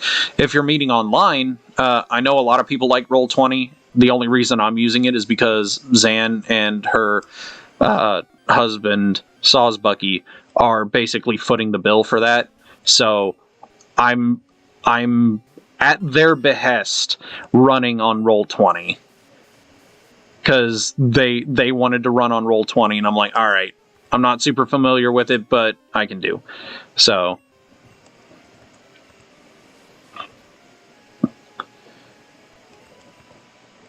Man, why you gotta poison my dude? I'm out of antidotes, aren't I?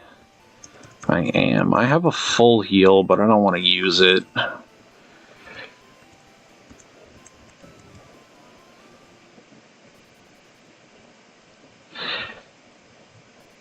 So, you've got to be careful when you're looking online for a group, because you never know how things go. I wish there was a way to rate your Dungeon Masters on Roll20,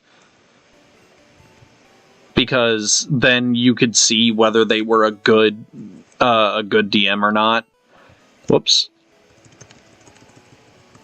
You know, I'd rate you 5 stars. Oh my, you flatterer. I'm sure all of you would, but at the same time, it's like, there's so much pressure!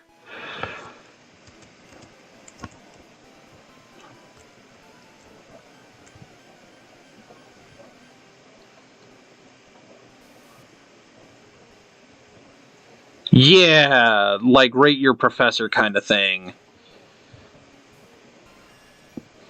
And furthermore, I think being able to rate players is also a very big thing.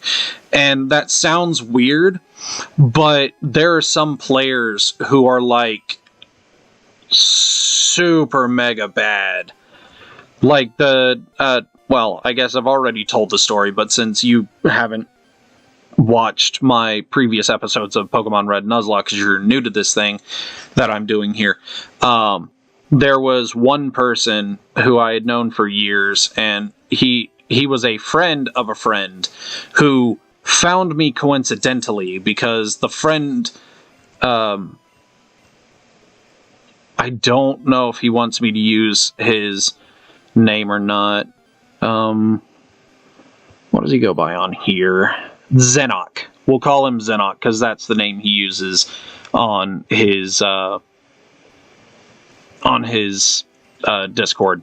So Zenok and I, Zenok's friend ended up joining our campaign,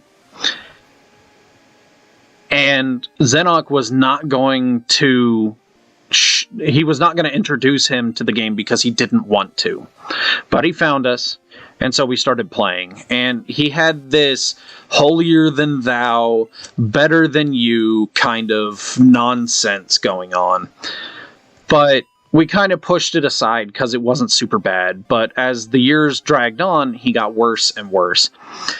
He started coming up with plans, and then as soon as those plans had consequences he didn't account for, he would blame the other people in the group for not following his directions precisely. As an example, I ran a campaign that ended up having a world-ending event going on. So in preparation to combat this world-ending event, he decided that he and Zenok would teleport into the enemy camp and start blowing them up with different abilities that Zenok had. So, using Zenok to fulfill his plans, they did it, and then when the time came for the battle to show up, for them to show up for the battle, suddenly the group of enemies that they had gone into were immune to the majority of what the party could do. And they were like, how does that work? Well, as it turns out, if you know anything about Magic the Gathering, they were slivers. And slivers have this really nasty ability to be able to adapt and grow to suit their environment and to mitigate issues. As an example, Warding Sliver gives you protection from a color of your choice. Well, in the same vein as Warding Sliver, the Slivers had ways of adapting to the elemental damage that Zenok was doing. So suddenly, all of the players' spellcasters couldn't really do much because their damage was... the Slivers were immune to the damage. And so, in response to this, Zenok's friend started blaming Zenok when it was his idea to begin with. Thanks for the explanation of what, slivers? I love slivers. Slivers are so mean. I have a sliver deck, and they are super mean in Magic the Gathering. Anyway, so that was one example. The reason I ended up kicking him out of the group, and I'm not saying his name because he is a menace, but I don't want people flaming him for this. I don't know if he has an account online, but knowing the internet, they can find him. But, you know what? I'll call him Menace. I mean, I've been playing Magic for over 20 years. So, I'm a huge fan of Magic the Gathering. Or, not 20 years. Shoot. Let's see. No, God, 21 years. I was wrong. So, I mean, I can explain the rules for Magic, but without actually being there in person, it doesn't really do any good.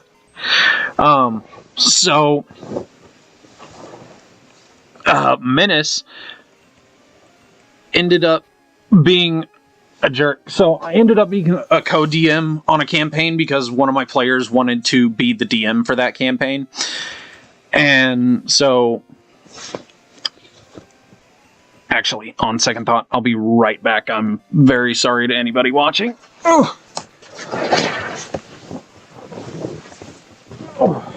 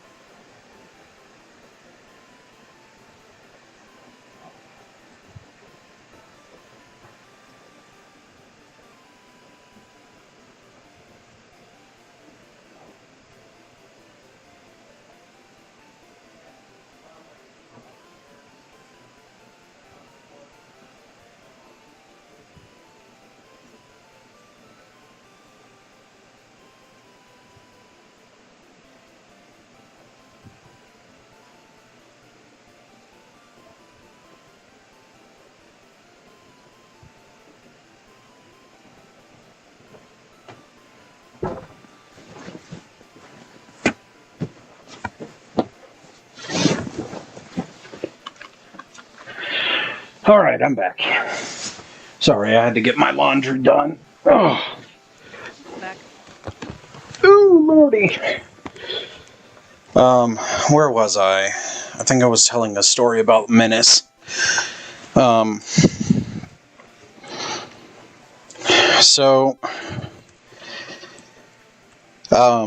We had just introduced three new players to our play group.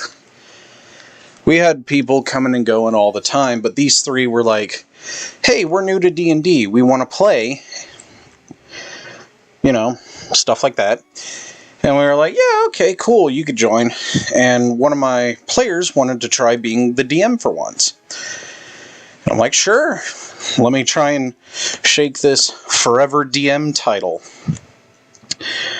I didn't. But, you know.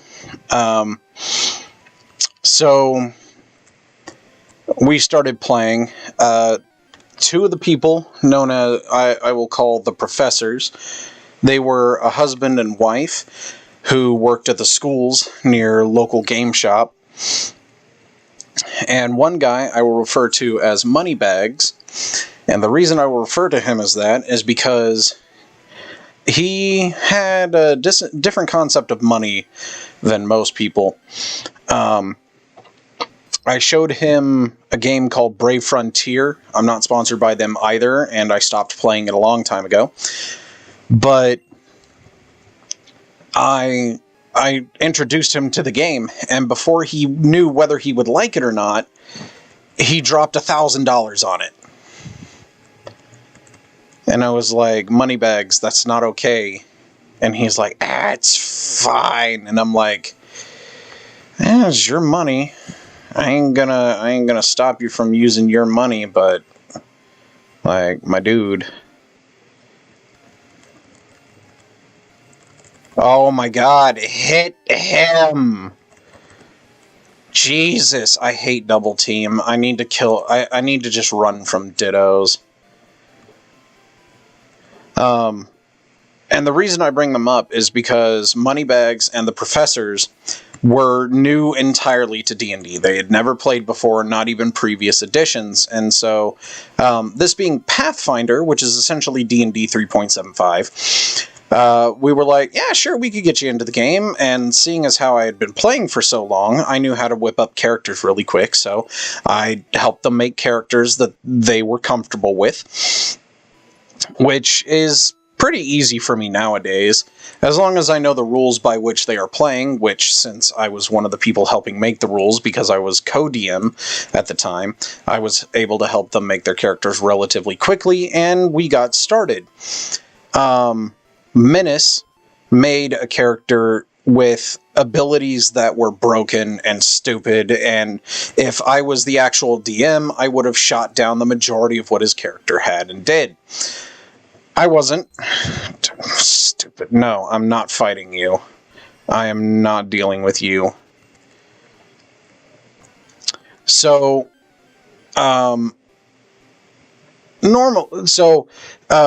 we get to this one point in a campaign called Legend of the Silver Skeleton, and he wanted to move and draw his weapon. And we had told him no. He wouldn't be able to attack if he did that. So he got mad and then went into the book, into the player's handbook, and looked up the rules and almost literally threw the book at us, showing us there, I can do this. And it's like, that's not the attitude you take when you're trying to correct someone on a rule. Especially when you're trying to do it to two dungeon masters. And the reason I bring this, the reason I had said it that way is because the guy who was currently DMing at the time and myself had come from D&D 3.5, which was the rules that we were familiar with. And Pathfinder didn't change the rules super much. So on rules like that, we had just kind of glanced over it like, oh, this basically works the same as 3.5, because Pathfinder was essentially D&D 3.75. And then he took this indignant attitude, and he's like, how could I trust you to be good DMs if you don't even know a basic rule like that? And it's like, no, you need to shut up. That's not how you talk to people. That's not how you treat a DM, and that's not how you bring up a rules correction. And he got silent. Well, no, the DM can be wrong, but the DM is the final arbiter on the rules. So, like, the DM could give a ruling that is different. As an example, when I was running the campaign for Cuddle, I was explaining that she didn't have advantage for a certain reason, and one of the people in the chat was like, well, actually, pushes up glasses, that's how the rule is. And it's like, I don't run it with the rule that way for a reason, because my other group has thoroughly shattered campaigns because I've played the rule like that, and so after that campaign I changed the rule because the rule is overpowered. I'm not going to say what rule it is. Zan knows because she was part of the original campaign where I made the ruling and that explanation. And that's not to say that that person was rude about it or anything like that. It just came off as they were trying to point out the rule, and well, it wasn't meant to be rude, it was backseat DMing, and that's not cool. Back to Menace, though. So, further past that particular instance, there was a part where Moneybags ended up getting bewitched by a door. Long story. If you want, read up on Legend of the Silver Skeleton. It's a fantastic campaign, and I am super sad they did not port that over from 3.5 to Pathfinder, or 5th Ed, because it's an amazing story. Highly recommend it. And it actually ties together two other campaigns that are in 5th Ed, The Tomb of Horrors and White Plume Mountain. Two other very good campaigns. Anyway, so he got bewitched by a door and stopped moving. Well, then one of the professors started to move down the hallway, and as soon as they did, Moneybags attacked him because he was bewitched by the door, and the door disintegrated both of them. They both failed their save against the disintegration, so they both immediately died. So, if you saw two brand new players to the game die, and it was this was their first characters, by the way, what is your normal response to that? How would you respond to that, Zan? You just saw you just As a saw player or DM? as another player in the party, you just saw two of the other players die, and this is the first character they've ever made and the first game of D&D they've ever played. Well, it's kind of like just have to get it out of there, because then I don't know. Well, then there are perhaps being a more advanced player, but I still don't consider myself a good player yet. Well, no. I'm just saying, like, from one player to another player, the other player having just lost a character for the first time in D&D in a way that they had almost no control over. What would be your reaction to them? Not like as an in-game character. As a player, as a real player, and not the player character. Yes. I would try and comfort them, and if I guess I almost I don't know. I'm just trying to think of I wouldn't say anything mean to them to say it's not their fault that happened. I see. So a reasonable adult thing to do. Well, Menace decided that his response would be, oh my god, you two are so shit at this game. Why did you even bother coming here? God, you guys are so bad in comparison to me, who is so good. That was essentially his response to them, both dying.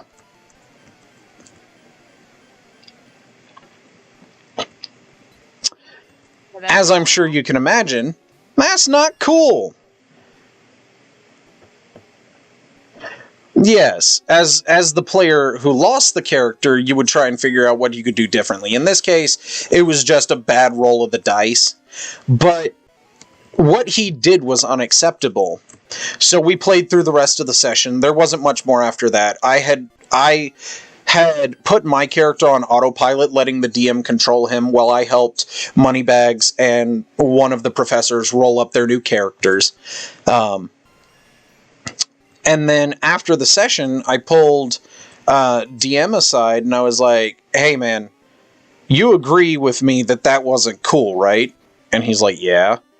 And so over the course of the next week, because we met every other week for several years, almost 13 years in a row, we met every other week without fail.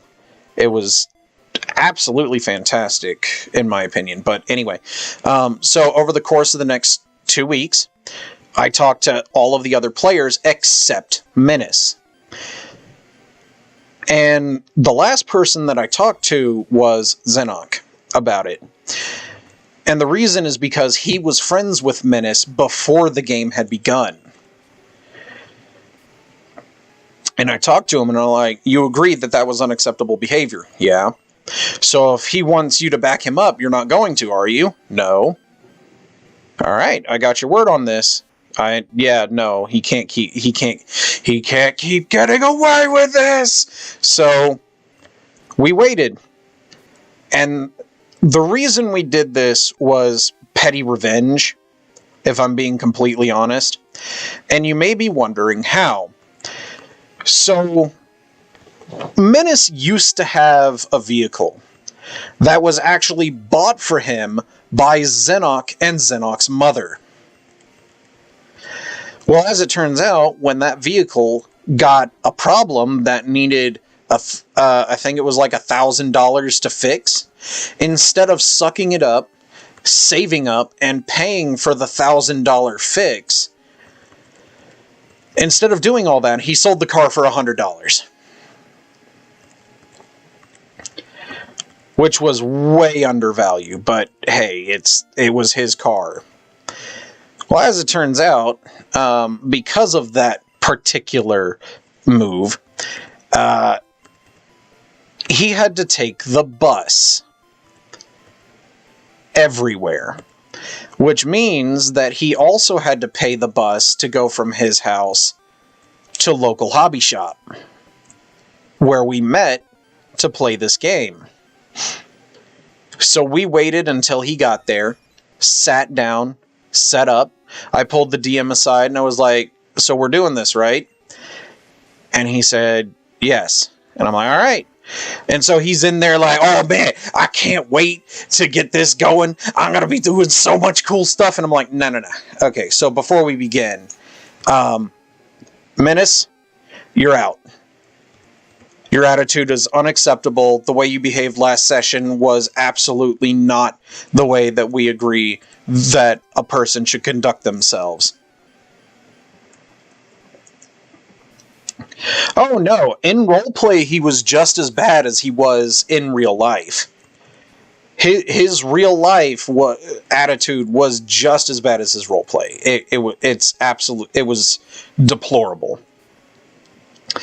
And so he tried to get sympathy with crocodile tears and self-deprecation and all this other stuff. And well, no, we're not don't. And then he looked to his friend Zenok, and I'm like, no, don't look at him. He's with us on this. You have no sympathy at this table. I don't know what you were expecting him to do, but no one is on your side here. And so he packs up his bags and walks out of the room. Now, I should say that we had our own personal room there because I had been running the campaigns there for so long. They had basically dedicated one of their empty rooms for it was crocodile tears.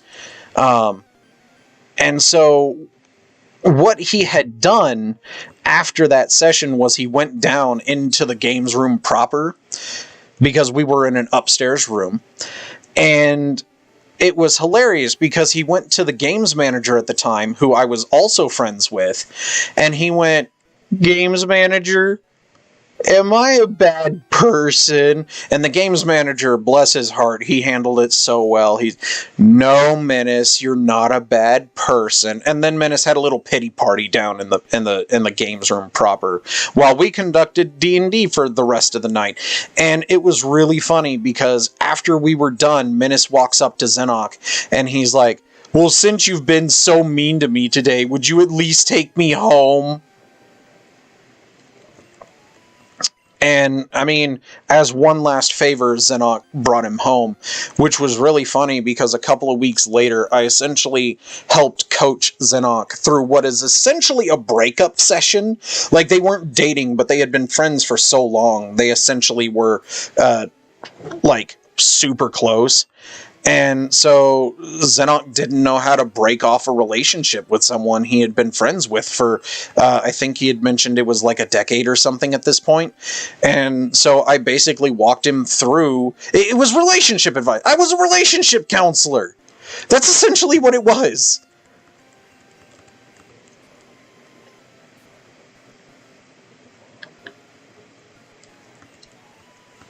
See, the thing is I was going, had I known beforehand, I would have told him, no, don't take him home, because that's only going to make it worse.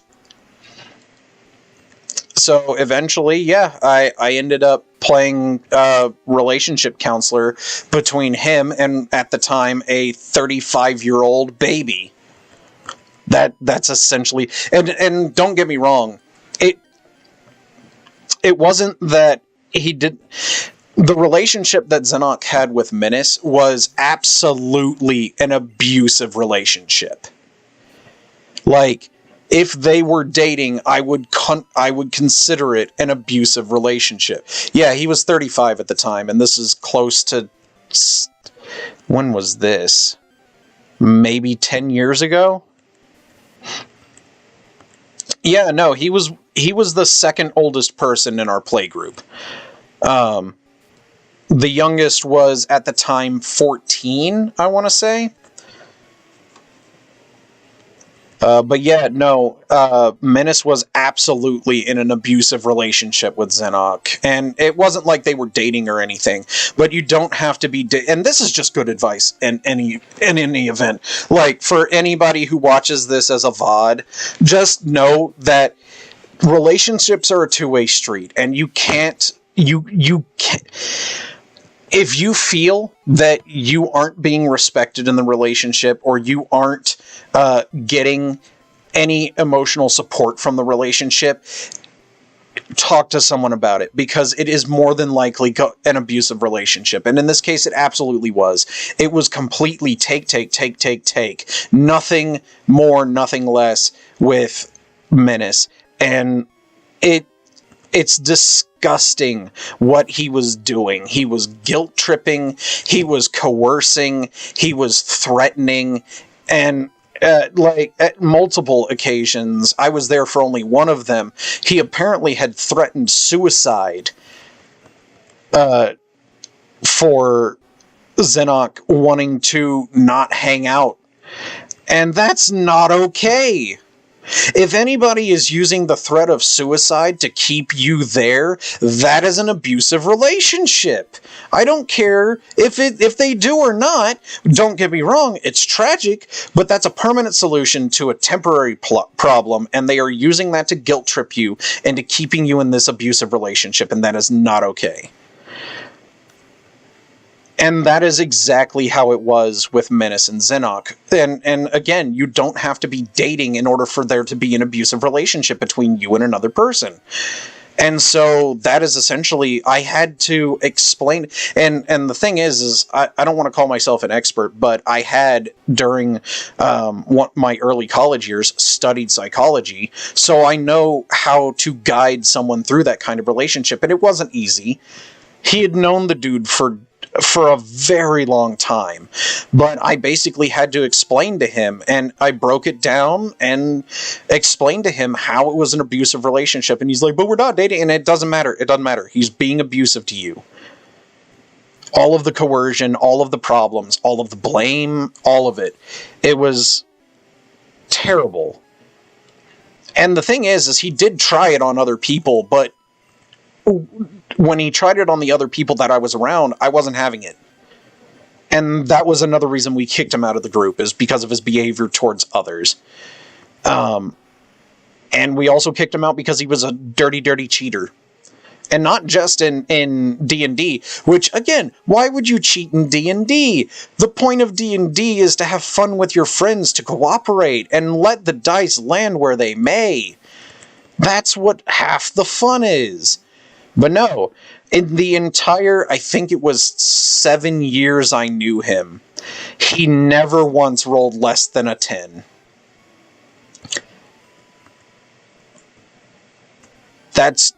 It's not ironclad evidence, but to me it's close enough.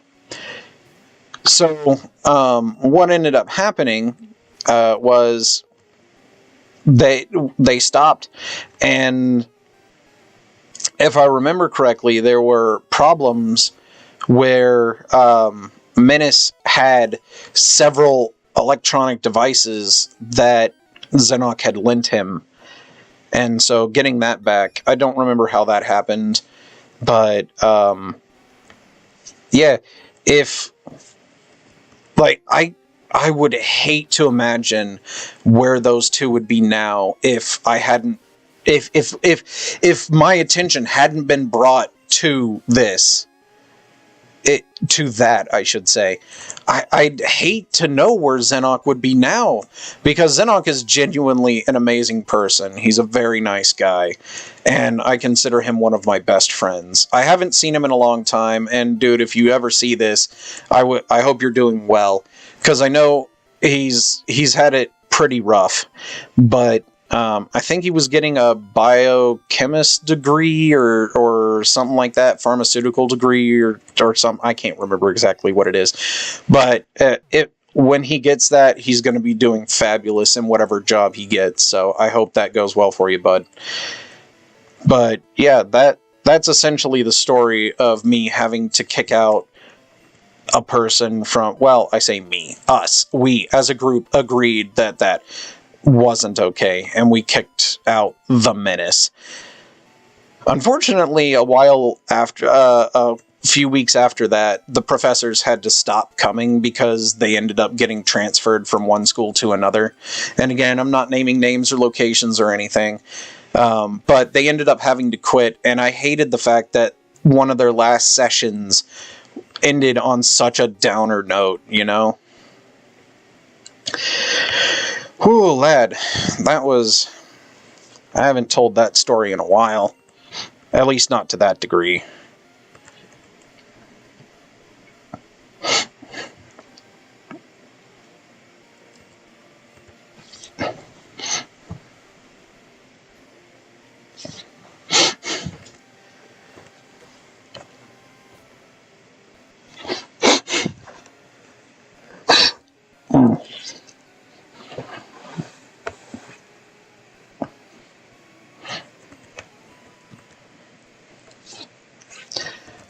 one thread that I think is on Reddit that I think is actually an interesting case study in whether your relationship is abuse or not is, am I the asshole? Because you can see clear differences between people who are actually the assholes or not.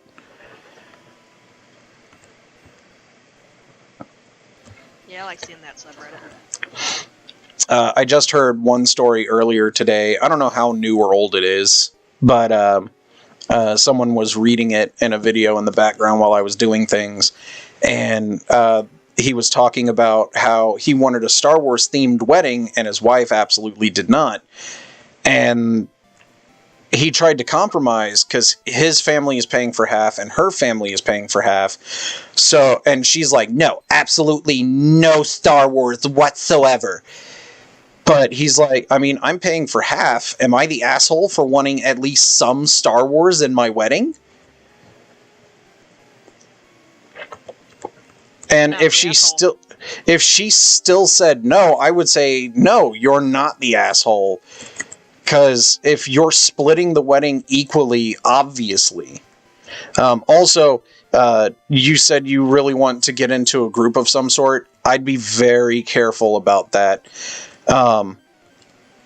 As an example, and don't get me wrong, if you guys have religious affiliations, that's up to you guys. I'm not going to judge you for believing in whatever respective deity you choose to align yourself with. It's not my cup of tea.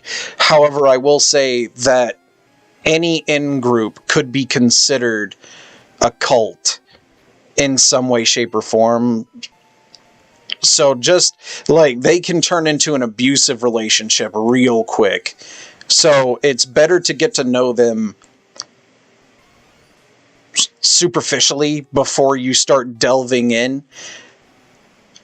And keep an eye out for warning signs. Because, like, there are some that are pretty subtle, and then they just gradually get worse. Like, hey, let's hang out as a group. And if one person is generally making all the decisions for the group, because especially for D&D is a group effort. Everybody should have a say, which is one reason why we haven't done our D&D stream in about a week, because one of our players wasn't feeling 100%. But as of tomorrow should be, right? If I remember what Saw said. Yes, as far as I know, we'll contact her and stuff tomorrow morning, but everything should be on that she can play, and we can have a full group for tomorrow. Wonderful. But yeah, it's entirely a group effort. So whenever you want to join a group, I do a little, I don't want to say a background check, but a little cursory investigation into how things are run.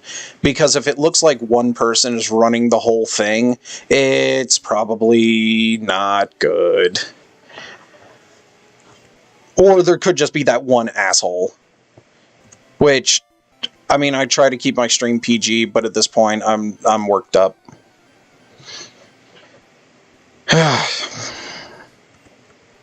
Especially like right now with the COVID and stuff, it's all like, it's just hard to make friends right now, which is why I'm glad to have, gotten this group and stuff like that, because I don't have a lot of friends, and my best friend, I only talk to him once a year now, if that.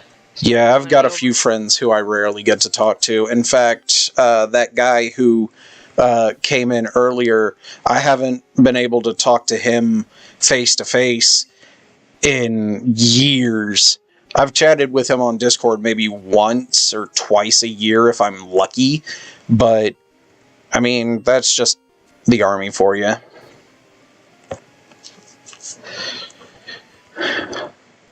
Chowizard.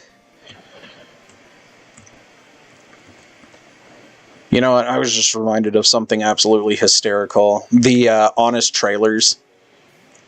If you guys have seen those, if you guys haven't seen those, I highly recommend them. They are absolutely hysterical. And the guy who voices them is pretty funny too.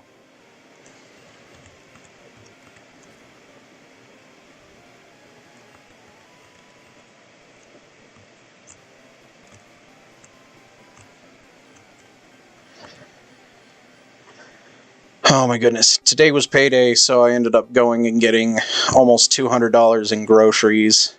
And because I had today off, today is also coincidentally laundry day, so I got that done too. Did you get your stimulus yet? No, I have not.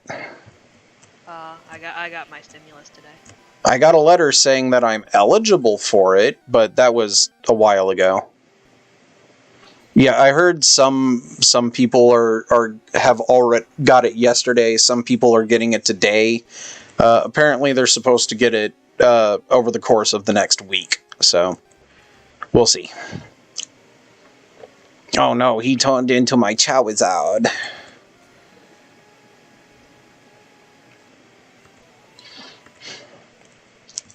Man, I just wish... I wish people would read stuff before they start signing it into law. Because, good lord, some of the stuff they're trying to send through is absolutely terrifying. You know, Slash is supposed to have an increased crit chance. I don't think it's crit once against a Ditto so far. Because that Ditto barely living basically would have died if it was a crit. And I could go get that item, but I seem to fill my inventory all the time. Yeah, like, there was one bill where they tried to sneak a $15 minimum wage in. Which, if you know anything about economics, is an absolutely god-awful idea.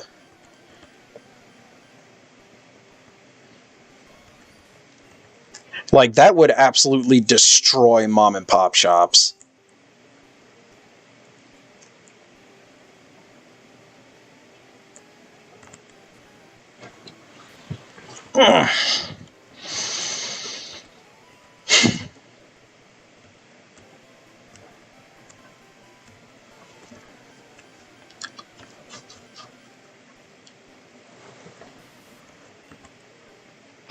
Like, big businesses are like, oh yeah, I'm okay with that.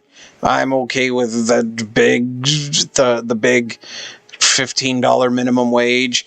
But then, like, all the mom and pop shops are like, yeah, but what about us? How are we supposed to do things? And they were like, oh, I don't know, deal with it. Which, by the way, is not cool. Can Charizard learn Earthquake? Because if he can, I'm definitely going to teach him Earthquake. Because I could have taught Dig to Yawn, but I decided against that. Because Charmeleon could have learned Dig, but Charizard I don't think can learn Dig. But I'm pretty sure he can learn Earthquake. I have so many TMs.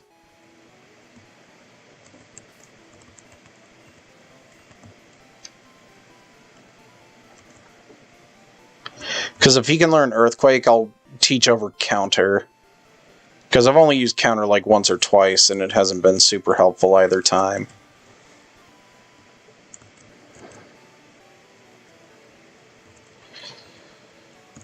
Sorry, I'm all over the place today.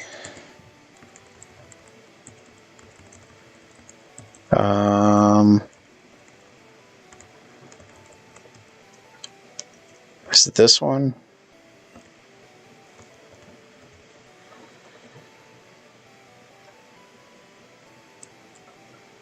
Absolutely. I hope you have a good nap. And hey, if you subscribe, maybe I'll see you next time. Hashtag plug. Oh no, that's Skull Bash. I don't want that one.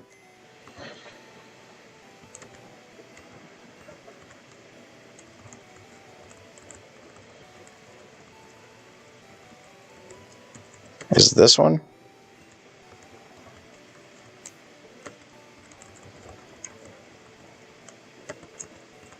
There it is. Yawn can learn Earthquake. Yes. Ooh, Yawn may have just become my front runner for Koga's gym. Because poison is weak to ground. By the way, thanks for chilling with me for so long. I know you don't have to. Multitasking. I got my knitting. Nice. Oh yeah, didn't you say you were knitting like a shirt or scarf or something? I forget exactly what you said you were knitting. I usually just knit a lot of scarves. This one's a one started like years and years ago, but I haven't touched knitting in forever. So I've gotten back into crafting again. So a couple days ago I made a painting. I can post the painting if you want to see my painting. I would absolutely love to see your painting. I used to cross stitch. Not the manliest thing to do, but I taught my niece how to. I can share the picture of my cross stitch I did not too long ago. It's one of those plastic painted frames, so it's not like fancy. Fair enough. You know. Yeah, God, I haven't cross stitched in years. The last thing I cross stitched was a pillow. I think my mom still has that pillow, actually. But yeah, I made my mom. Actually, I made my mom 2 pillows. And then a cross-stitched pillow. So it was interesting. It was for a class that sadly I don't think gets taught anymore, called Home Economics. It wasn't taught when I was in high school. How long ago was that? 2008 was when I graduated. Oh, I also graduated in 08. Interesting. Yeah, no, I guess... Because it was a long time ago. So I guess... I don't know. I feel like that's a very useful class. I also think a class that teaches how to do taxes and stuff would be very useful. You know what I mean? Oh yeah, I wish I'd learned how to do taxes or... like, instead of calculus, why not taxes? You know? I liked calculus, though. I can't say anything about that, because I went through 2 years of calculus in high school, and I loved my teacher, because he realized what was important. He knew that homework wasn't important, and that tests are what mattered, and that he curved the tests, and I often got more than 100% on my tests, so I didn't have to do any homework, because homework was like 10%, or 20%, sorry. 20% was homework, 80% was tests, and I did like no homework, but I my curve, so I still got an A in the class because of the way he curves the tests. Well, don't get me wrong. Like, I'm not saying calculus is bad. I'm just saying taxes are more practical than calculus. Like, you're going to need to know how to do taxes more than you're going to need to know calculus. You know what I mean? Like, I'm not saying calculus is useless. I'm just saying that knowing how to do your taxes is more useful. Like, I feel like teaching those kinds of things is a basic thing that you could do to improve the quality of life of people. Because if people know how to do their own taxes, there'd be a lot fewer people getting scammed and stuff. I'm not like, I have no data to back this up, but it just feels like if people were more knowledgeable about certain things like taxes and the laws regarding them and stuff like that, there'd be fewer issues. And again, I have no data to back this up, but it's just a thought. Man, I'm all over the place tonight. Man, I've had 10 different people watching this stream tonight. That's neat. So 1, 2, 3, 4, 5, 6, 7. I don't know where the other 3 came from, but okay. So far, I think this is the longest Pokemon stream I've done, because it's almost 3.5 hours long. But then again, I've done a lot today, so... And that's not even counting the first hour-long episode I did earlier today. Which is funny, because if we're going by length, technically this should be 6, and the one I did earlier would be 6.5. But because the temporal order, this is where we are.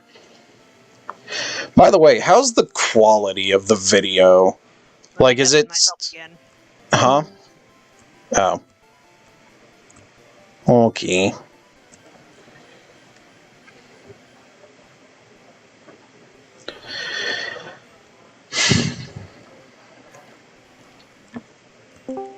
Quality looks fine. I can hear it, and it looks good. Alrighty. Because on the little mini screen, it looks super blurry. But I don't know if that's because it's being bit crushed by YouTube, or if it's actually like that. You know what I mean? Blurry. The pixels look like pixels. Well, yeah, like I'm expecting, like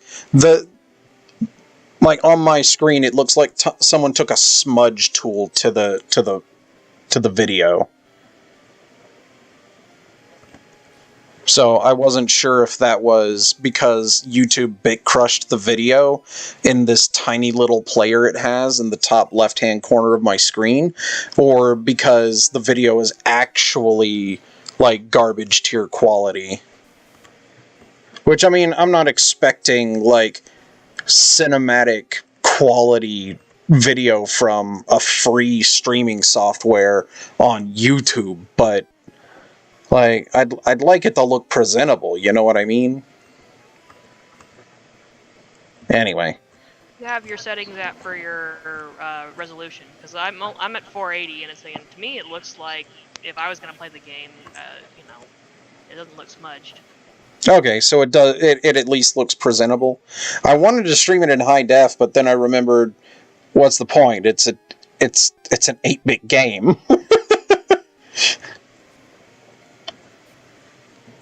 So that is why it looks the way it looks.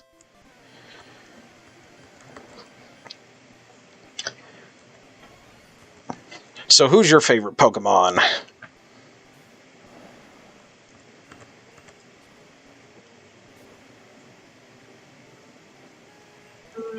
Like, you know, like from like when I was a child, that's the main thing that changes.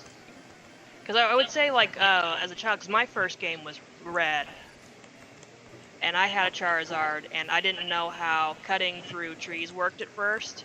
And so, even though I had beaten Lieutenant Surge, and I had cut, and I think I had probably even given cut to a Pokemon, perhaps, I kind of stayed in that area for far too long one time, because I didn't know how to get past the little tree.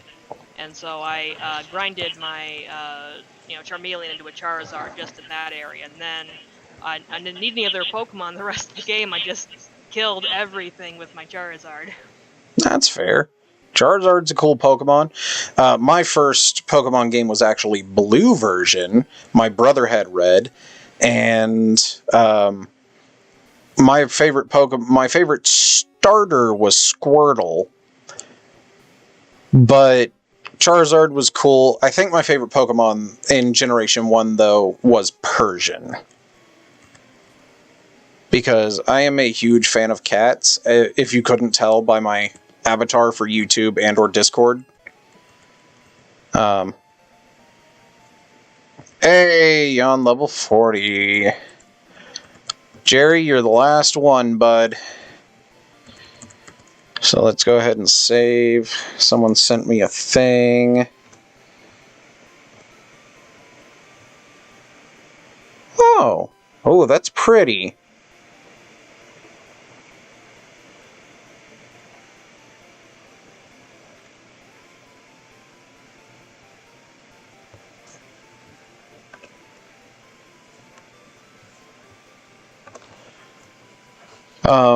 Would you mind telling Cuddle that yes, it is okay for her to do that? I'm pretty sure the person we've been chatting with in the sidebar live chat is the person to which she is referring, but if you could tell her that yes, it's fine to refer to me. I can't guarantee I'll be giving amazing advice, but I'll do the best I can.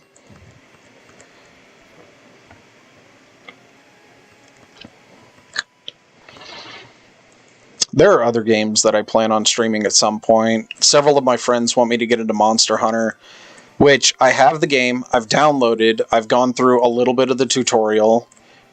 I made my character, so I'll probably end up streaming that at some point, but it's going to basically be a dude in his boxers versus, like, the Dark Knight.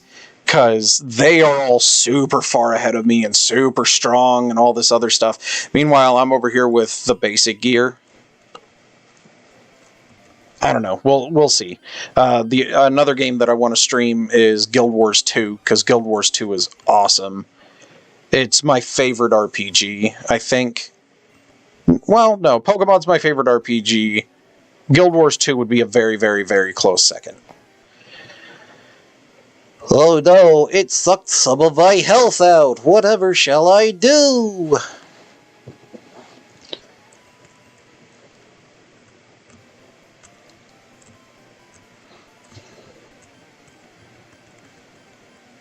Yeah, I remember Saw saying that he is much more Pokemon fan than you are. Well, the main thing is because I'm old school. The main thing is because I've given up on it and I'm not into the newer generations. And I just kind of want to devote the time to it, and I've never been into Nuzlocks because maybe I'm too sentimental. I don't like, the pixels have miniature lives. I can't release them. They can't die. They are my babies. That can't happen to them. I love them too much. Even if they're just gonna stay in a box forever and I'm never actually fight with them, they are my babies and they have to, I can't release They them. have to live. Alright, Pidgeotto, I'm gonna hit you with a Hyper Fang and you better not whirlwind me or I'm gonna be super nettled. Okay, you died. Perfect. But yeah, no, I definitely understand that. Truth be told, if Pokemon Arceus that they're releasing soon isn't good in the way that I feel it, because they have the capabilities. They have the backing of Nintendo. They have millions of dollars in budget. Like, if they can't make Pokemon Arceus as good as their teaser trailer looks, I'm done with Pokemon. I swear to God.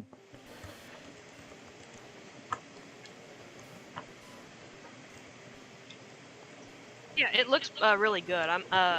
And I've actually talked with Sazbucky that I may end up playing Pokemon with or for him soon. Because the main thing is, like I said, what I did, like he always has the two versions of the game, and one's the actual playthrough game, and the other one tends to be the breeder or something like that. But he tends to, like with the main game that does the adventure, he'll adventure and adventure and adventure. And he didn't talk to me about it, but maybe he was moving his adventure Pokemon over to the breeder game or something like that. You do the trade back and you keep the good Pokemon. But sometimes I figured the way he resets sometimes, it's not just Pokemon. He'll play a game, learn some things, realized you did some things wrong, reset it. And it's all like, for me with Pokemon, well, you gotta, move all your assets. If you're not moving all your assets to a place where they can stay permanently, it's all like, that's a wasted game file. You get those pixels off of there. They gotta stay forever now. Gotta hoard all the Master Balls, all the rare candies, all the, cool items, or rare Pokemon. Unfortunately, they've just made the game so much more difficult to do that nowadays. Well, I had, I don't know if I'm going to be able to keep it or not, because it's one of those problems of having cousins and stuff that I'm thinking I'm not going to actually have access to my own Wii. It might be given to my cousins, but I had, like, the original Wii Pokemon Ranch, and I had offloaded all of my Pokemon to the ranch, and it was really cool to see them all there on the ranch. Neat. I worry about them. So last year I ended up selling my Wii and several Wii games to my manager at my former job, because he wanted it for his kids, and I thought it was cool. Like, I'm like, if it works, $20. for the Wii and 2 games. And as it turns out, it worked for him. So, hey, you know, that's cool. All right, Jerry, you're starting to... it's taken a lot of experience to get you where you need to be, bud. But yeah, so... And I have no idea where my GameCube is, because I loved my GameCube more than I ever loved the Wii. Facts. Oh, I didn't mean to do that. Oh well, not like it particularly matters now. Do you play board games too? Sometimes. It depends on the board game. Because we have a lot of board games. We have Carcassonne, Dominion, Catan, Ticket to Ride, Power Grid, Evolution. We got so many things. Smash Up. So far, you haven't listed any board game that I play. I actually play dice building games and card building games a lot more. The only dice game we have is, what was it called? It's a zombie game. Zombie Dice. Oh, neat.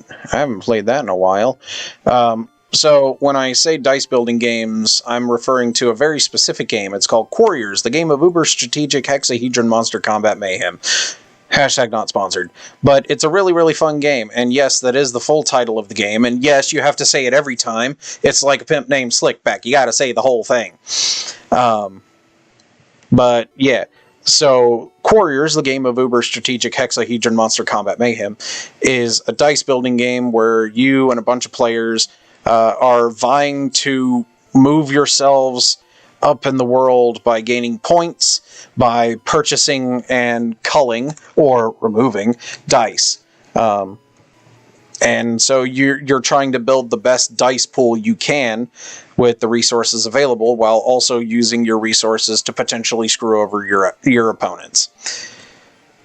And as for card games, the game Sentinels of the Multiverse is a really, really fun one that I enjoy frequently with my friends, although we haven't played it in a long time, and I'd really like to get back to that. You and up to 3 other players choose a hero and play as that hero in a game. It comes with a pre-made deck, and you have powers and cards to play and all sorts of stuff. And your job is to defeat a villain who you fight in a...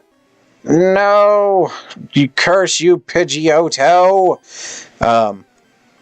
You play them in an environment, and the environment usually hurts and or hinders you. And the villain plays by himself, so you don't have to have a player play the villain. Except for one, named Oblivion, who I haven't had a chance to play, but I really want to. Oh, I want to play him so bad.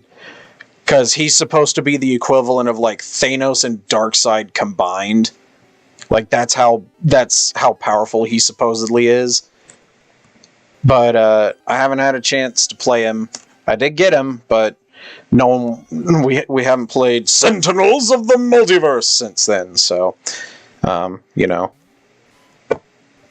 Anywho. Sazbucky's brother has the Villainous series, which is the Disney. It's where you play as the villains, different Disney villains, and now since Disney owns Avengers, I guess there's the Avenger bad guys. Fair enough. Well, since we're on the subject of villains, there's another fun card game called Boss Monster. By the way, both Sentinels of the Multiverse and Boss Monster are on Steam. I haven't played it, but I own it. Boss Monster? Mm-hmm. Boss Monster's fun. It's also on Steam, if you didn't know. Which is a lot of fun. Since you said you haven't played it, I'll just quickly go over it. You get a randomly chosen boss, and your job is to build a dungeon to kill all the adventurers that come into your dungeon. Basic adventurers are worth 1 soul, 10 souls, and you win. If a hero lives, you get If it's a basic hero, 1 wound, 5 wounds, and you lose. If you happen to kill all of the basic heroes and the game still hasn't ended, you get the epic heroes. They are worth 2 souls and 2 wounds each. So it's a lot of fun. And so I have all 3 boss monster games. There's 3, by the way, 4 if you count the mini expansion. And it's a lot of fun. One of my friends ended up finding what is essentially an infinite loop. Like he found a way to infinitely loop to draw all of the spell cards in the deck, which was really funny. And then, while we were doing this, some Karen came up to... You know what a Karen is, right? Yeah, or not an in-game Karen, but like a real-life Karen. Yeah, like a Karen came up and was like, I'm sorry, I don't mean to be a bother. To which I immediately thought, no one fucking asked, you asshole. But that's not how that's supposed to play. And it's like, lady, we got places to go, people to kill. We're doing it this way because it's faster. Because after we figured out he had an infinite loop, it was literally, just pick up the deck and discard half. Which, in reality, he was supposed to draw 2, discard 1, draw 2, discard 1, draw 2, discard 1, over and over and over again. But because we had places to go and we didn't feel like waiting for him to do that 120 times, I kid you not, we just said, dude, just pick up all of the cards and discard 60. And then he won. Who'd have thought?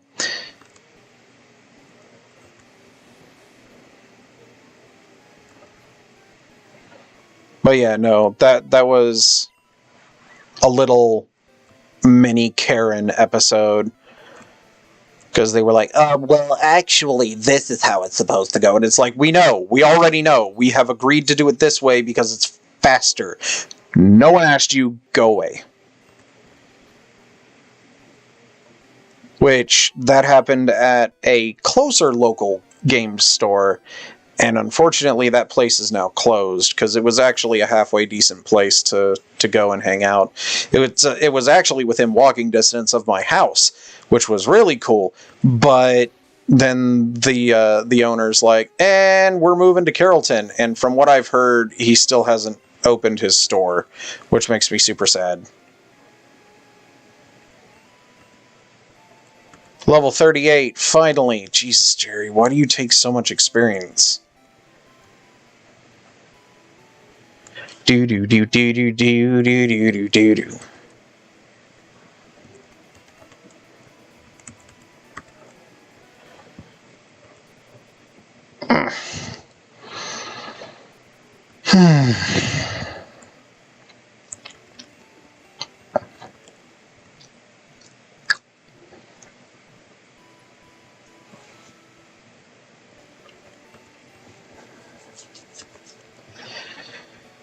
Alrighty then. Gonna go ahead and save. 18 hours, 27 minutes. Goodness gracious, great balls of fire.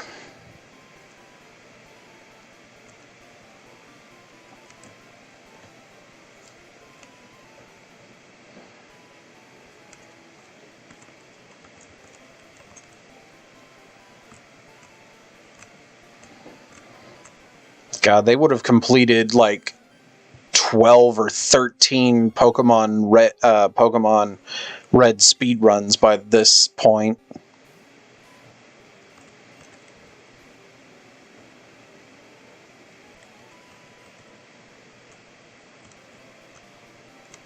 I am so tempted to just drop 2 candies on Jerry and be done with it, but I also want to save those for later. Did you defeat every single one of the trainers in that area already? Yes. So far, I have defeated every trainer except for gym trainers. But because the last gym trainer I fought was level 38, I wanted to get everybody leveled up to 40 first.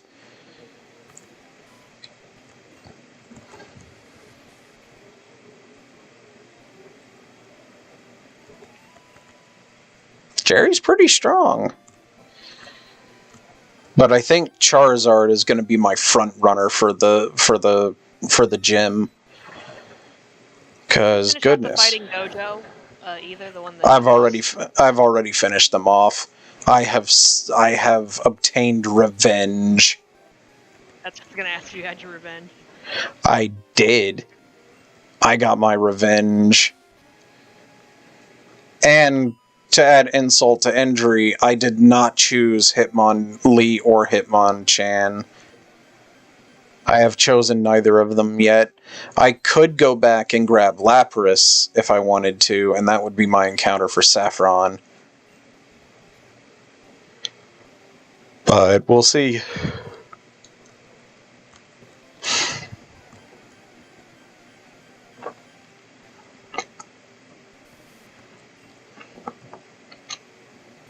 I'm not sure, because I could go back and finish off Giovanni, but because my rival had level 40 Pokemon, I wanted my Pokemon to be level 40 before I attempted to take on Giovanni, because I'm sure Giovanni would have level 40 Pokemon. You know what I mean?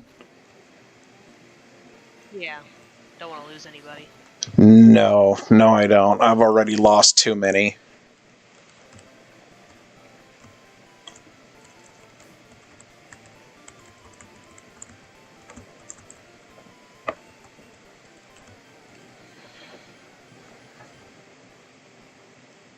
Meh.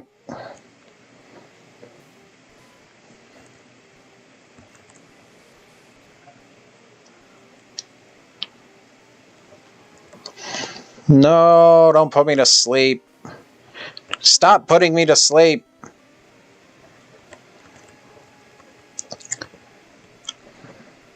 Acid is fine.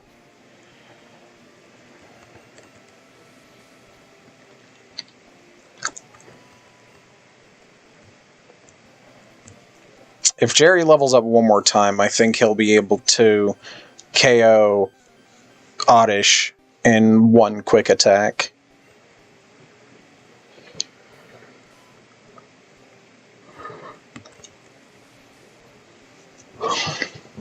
Are you one quick attackable? No, you are not. But 2 isn't too bad. Another game I was thinking of streaming is Dragon Ball Xenoverse 2, because I have a ton of mods on it. And it's fun. I like Xenoverse 2. I've played the story a lot.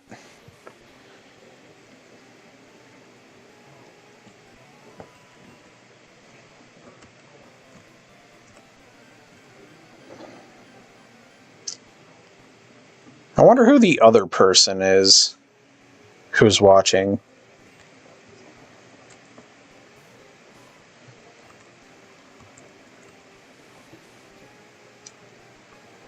Is the other person Saw? No. Oh. I wonder who that other person is.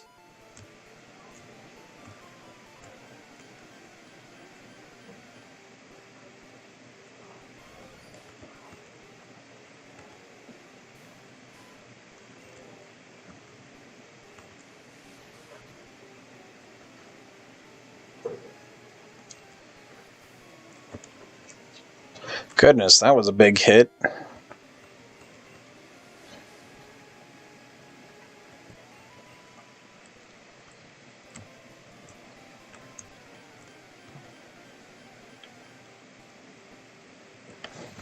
You know what? After this, I'm going to go see about having Jerry face off against some of the gym trainers in Koga's gym. We'll see how that works. Because the last person I fought had a level 38 Hypno, and it's pretty big, but Jerry's level 38, and Jerry's physical attack is super high. Well, I don't want to say super high, but is pretty high. So I feel like I could get a decent run with him. It might make it faster to get him to level 40. So let's see.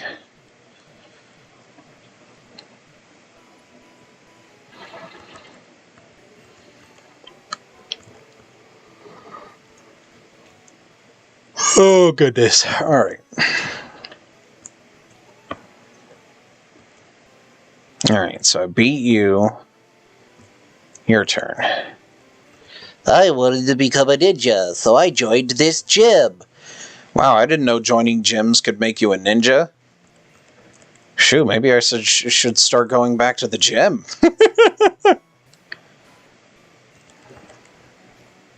Nom. 1, 2.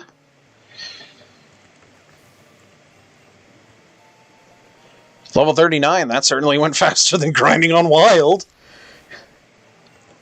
3. How many licks does it take to get to the Tootsie Roll center of a Tootsie Pop? The world may never know. 4 KOs! I'm just all full of references now, too, aren't I? Yeah. I'm noticing. Alright. Alright, let's do this.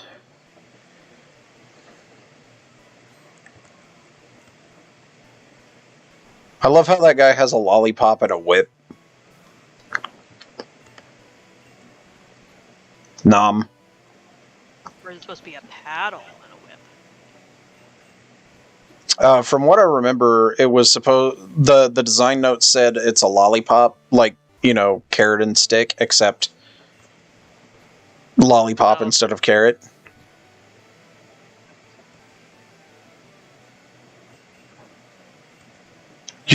The poison you do to me is more devastating than your poison sting.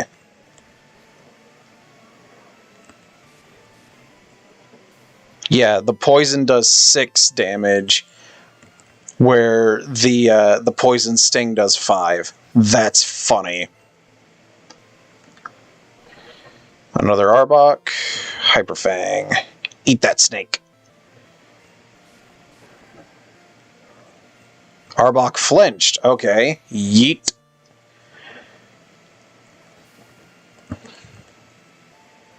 Jerry grew to level 40. There we go. Alright, I'm gonna go take on Giovanni. I'm gonna go fight the 8th gym leader. Okay, bye. 50, 49, 48, 47, 46, 45. If you guys hear me counting down like that, that's me attempting to count properly the steps I have left, or the amount of ticks of poison I have left to take before my Pokemon faints. Let's lead with Mr. Fish. I'm sure Mr. Fish would like a little bit of Giovanni action. And now that I'm outside, fly to Saffron. And now all I have to do is remember how to get to Giovanni. And you know what? I'm going to grab the key card from my items because I think I need it for the end. And if I don't, I can always deposit it later. Withdraw. Card key. Alright.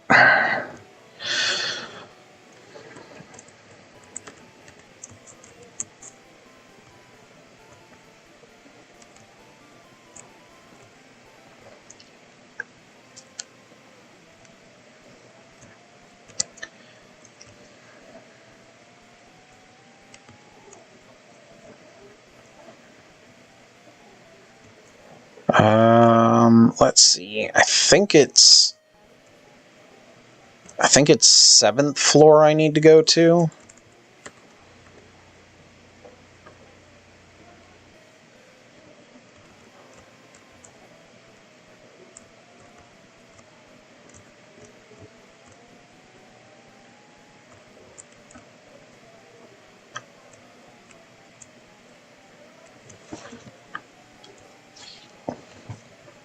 Oh no, there. I think that was it.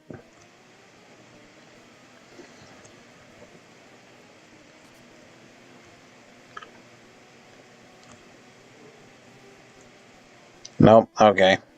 I guess I'll just go back to the 9th floor. Hopefully there will be a way in from there.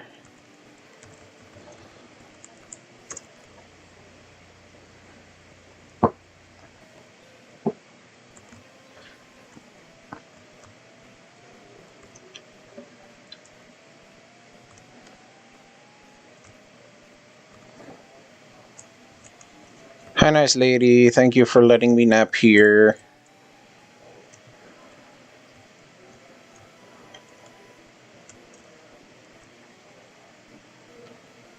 So I think it was here. And then this one. Yeah, there we go.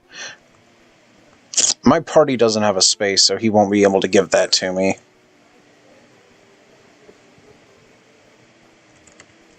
And I was right, I did need the card key. Look at me go, remembering things.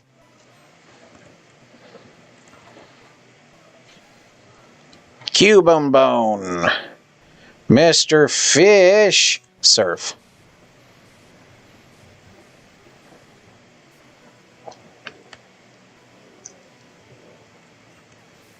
One-hit wonder! Drowsy, huh? Alright, strength. One-hit wonder! Surf.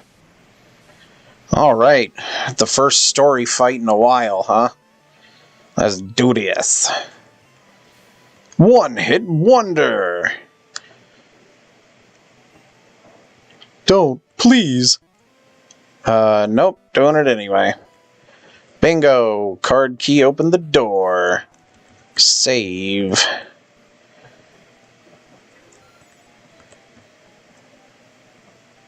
So we meet again. The president and I are discussing a vital business proposition. Keep your nose out of grown-up matters, or experience a world of pain. One paid, please. Giovanni wants to fight. Giovanni sent out Nidorino.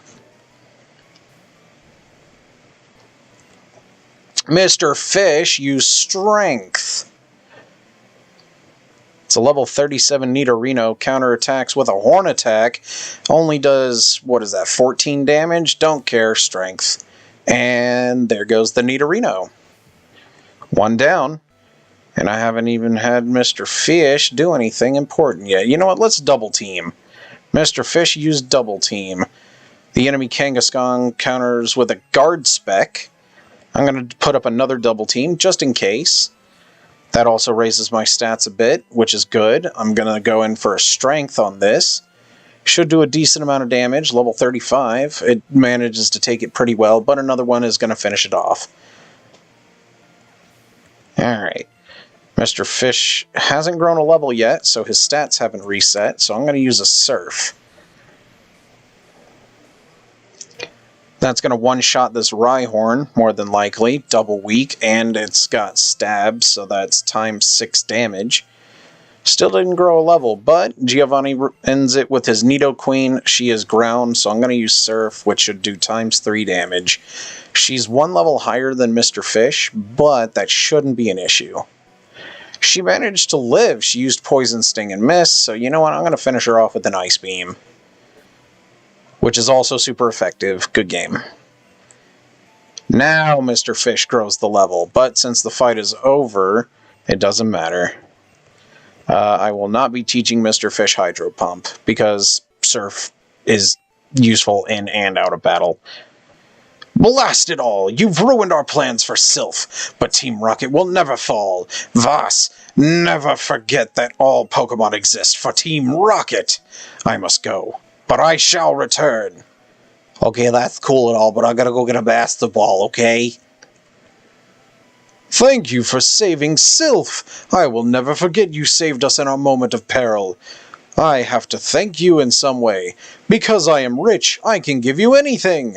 Here, maybe this will do. I got a Master Ball. Did I actually, though? I did, actually.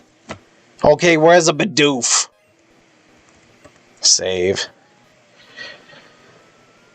Yes, I know Bidoof doesn't exist in this generation. I can dream, Harold. Kudos to anybody who gets that reference. Do you know that reference? Nope. It's from ASDF movie, or one of them anyway, by Tomska.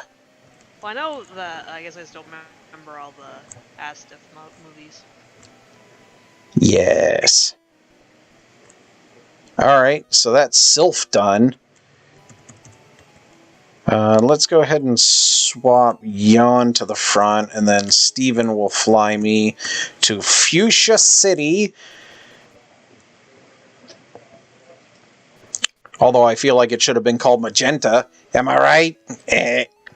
Anyway, so Yawn should be able to carry us the rest of the way through this gym. So we're about to find out. I am going to be fighting basically all of the trainers in this gym on purpose for training. And then if everybody isn't level 43 by the time I'm done with this gym, I'm going to fight all the trainers in Sabrina's gym, and we'll see where we stand there. Earthquake.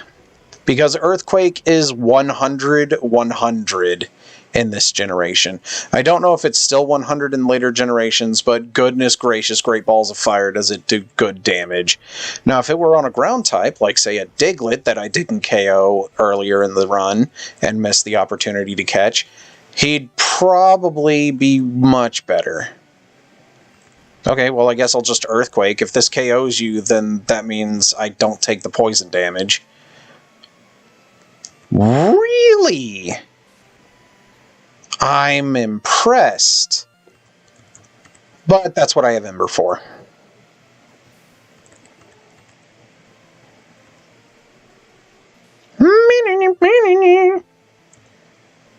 Ember. I think I'm out of antidotes. I should probably go to the mart and buy one. 92, 91, 90, 89, 88, 87, 86, 85, 84, 83. Sorry, My OBS died. For some reason, my OBS died and then came back. Is the stream up? it's still there. Let me go listen to it.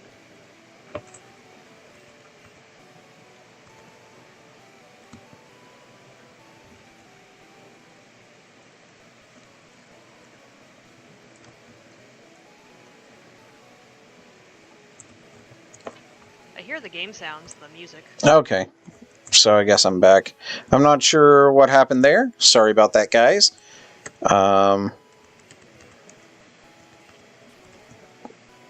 Again, not sure what that was, but hey, I guess I'm back, so that's fine. I was saying something, but now I don't remember what it is.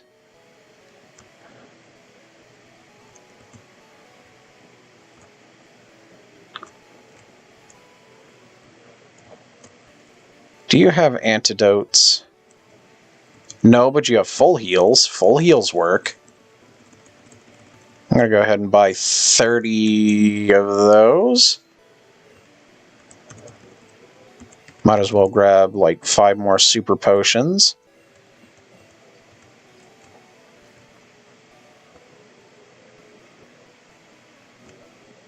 Doodaloo doo doodaloo doodaloo. Alright. So item. Let's go ahead and swap those two. So now I've got my full heals and super potions at the top. Saving frequently is important, although I haven't been saving very much at all.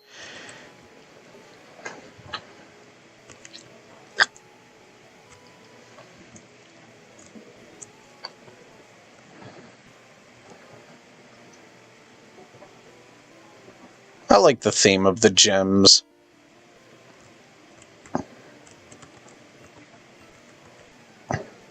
No, I'm not frustrated. They're actually quite visible if you know what you're looking for. But yeah, if you look, it's supposed to be like a little spiral lollipop in his left hand and the whip in the other. Kind of looks like an ear, though. Hmm? The spiral pattern looks kind of like an ear. I guess. Good lord, he's got some ears then. I don't know why I just did that. Yeah, that's what I should have done. Here, let me show you what Slash is supposed to look like. Oh, Earthquake did significantly more than Slash. Earthquake it is!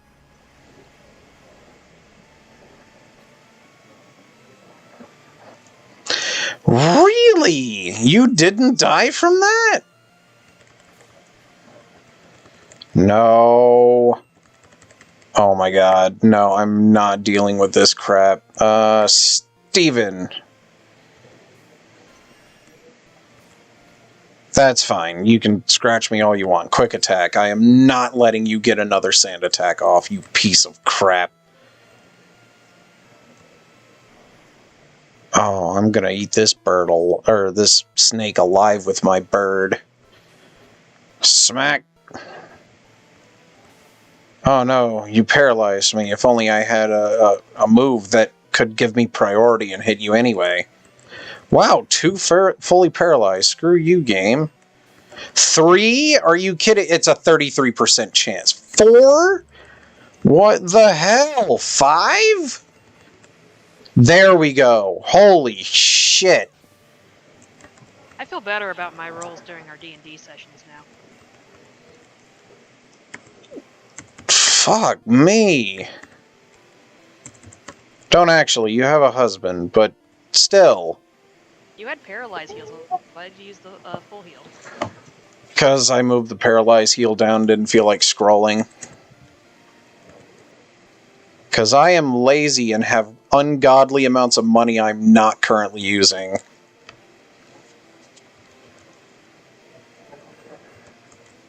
And I've already beaten him. So now it's on to Koga. Save. Yes.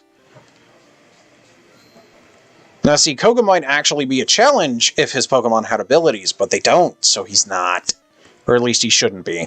I know his strongest Pokemon is 43, which is currently 2 levels higher than my highest, but it shouldn't be an issue. Coughing! Yawn. Stomp. And super effective. It lived? Oh my god, it lived. Too bad he spent his turn wasting it with an X attack. Earthquake. God, I wish I had Swift right now. Oh, good. He spent his time wasting an X attack. Bye.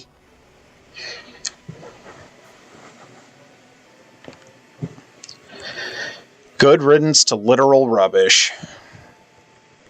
Oh, now Yawn is level 41. You shouldn't live this. I grew a level and my attack went up. Really?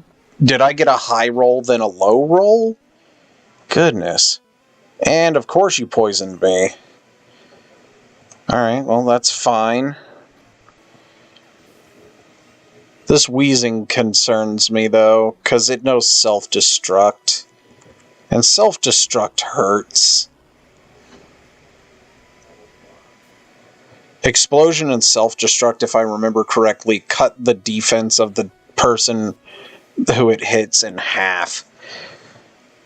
Oh, good, you used Smog, so I just win here. Either that or you live on a sliver and then self-destruct, and then I get nettled.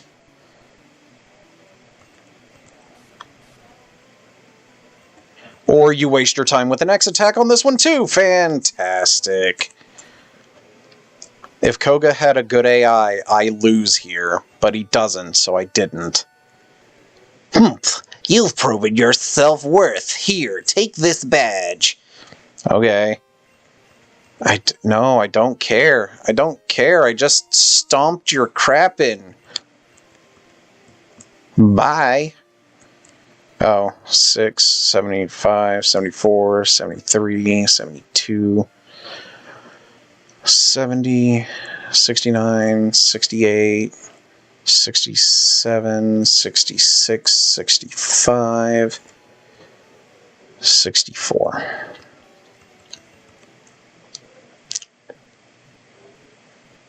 Do.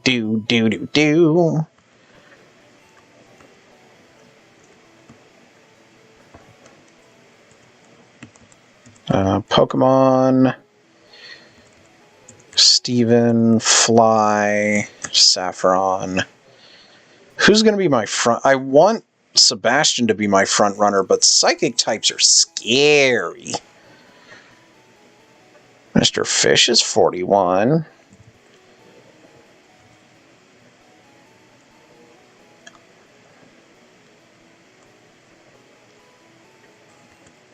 I'm going to swap with Mr. Fish.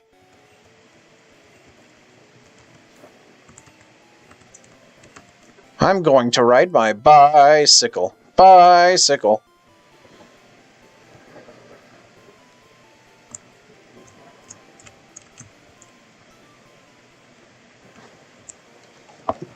I'm pretty sure I remember the pattern, but since I'm going to fight all the trainers in here anyway...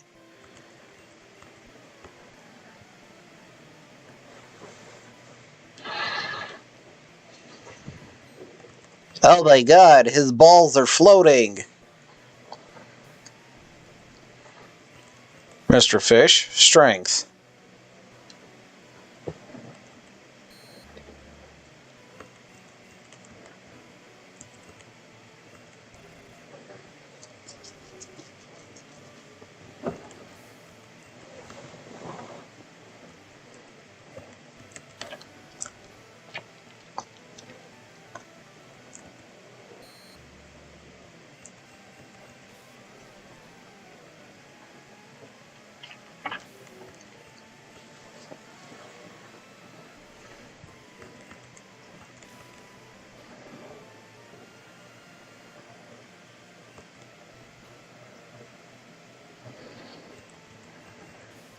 That was a crit?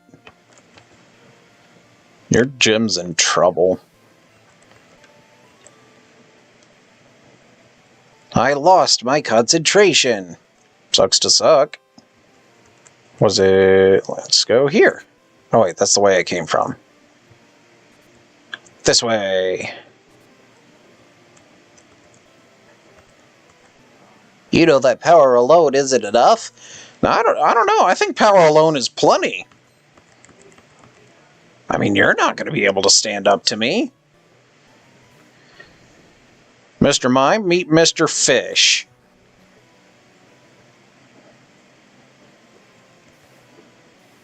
Oh no. Light screen reduces the damage of my special attacks. Here, let me finish you off with a special attack. Kadabra. Strength.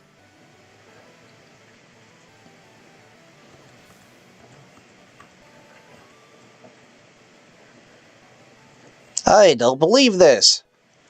Believe it. Oh, whoops. This one. This one. Ah, I'm over here now. Okay. I will talk to you. Doodly doodly doodly doodly doodly doo doo doo doo doo doo. Haunter, huh? Well, shoot, I should have led with Sebastian. He'd mop the floor with your skinny ass. Alright. Surf. I'm 3 levels higher than you. That should be decent. Oh, that's more than decent. Did you just try to Dream Eater me? I'm not even asleep. Garbage. Garbage, I say. Mr. Fish is now level 42. The answer to life, universe, and everything. Kudos to anybody who gets that reference. Was it this one? I think that's the one I just came from. It is. Alright, well, down again. No, not. I said down, not up. Where are you taking me? Oh, that's Sabrina. I don't want to be here. I mean, I want to be there, just not right now. Doodle doodle doodle doodle doodle doo doo doo doo doo doo doo doo doo doo doo doo.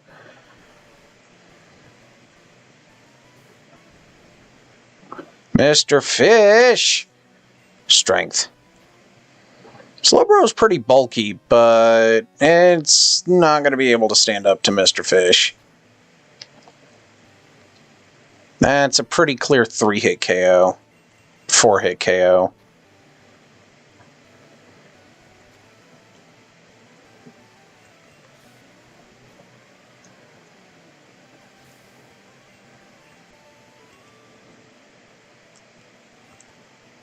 Yarg!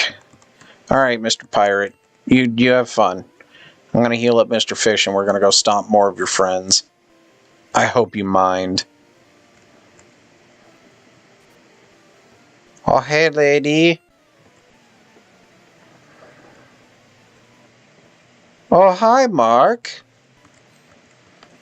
More movie references. Ghastly. Okay, surf.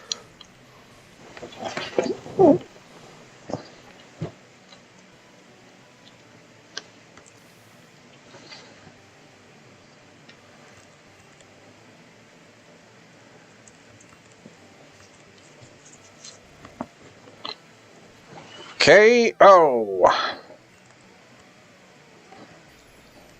Haunter, huh? Alright, cool. Hey, Young, get in there. Oh no, he licked me. Disgusting! Earthquake.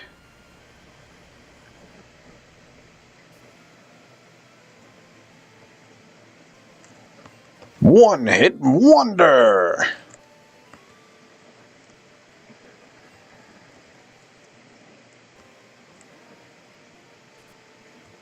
Did I fight? I did fight you. So, this one? Have I fought you? I did fight you. What about this one? Have I fought you yet? No, I did not.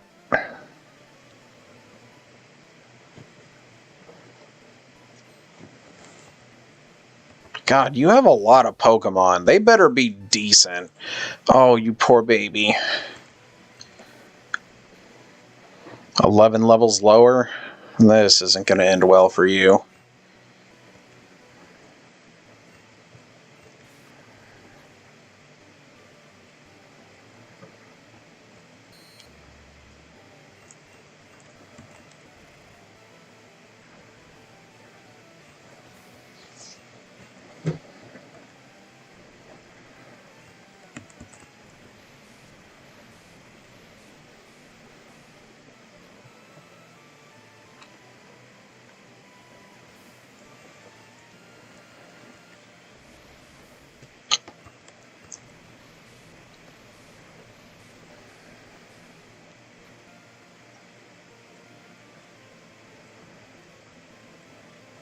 Recover? Alright.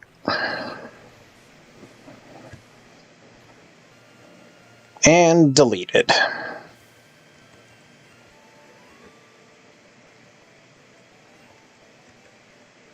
Who knew the weakness to the psychic gem was a giant sea serpent?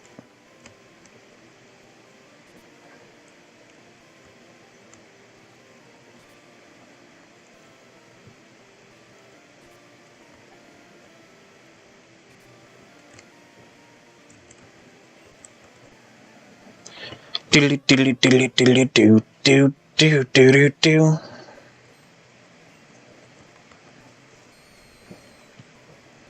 Okay.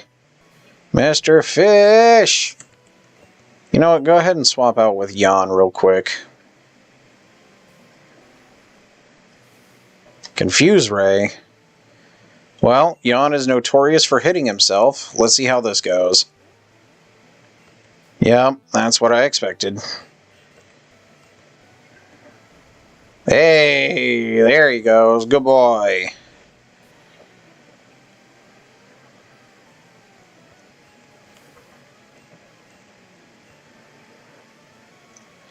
Ghastly. Again, confuse no more. Yeet. That's a shame.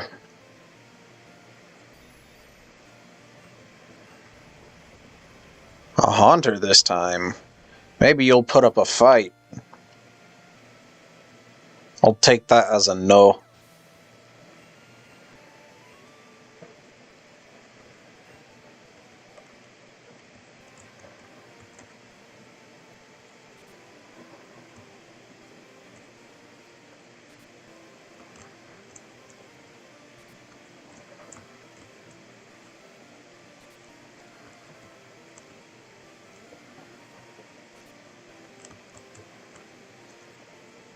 I don't remember how to get out of here.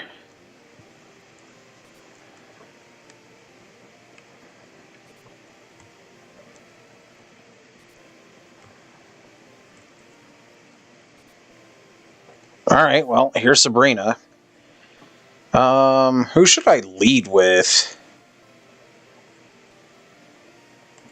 This is a terrible idea, and I'm gonna regret this.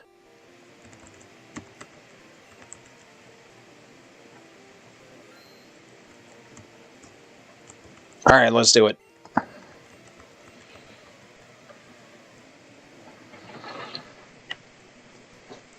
Alright, I'm probably going to lose Alex on this. What level? 38? Maybe. Alex, Twin Needle. I'm faster. One hit wonder. Alright, I like where this is going. Mr. Mime. Twin Needle. Dead. Alright. Venomoth. Bug poison.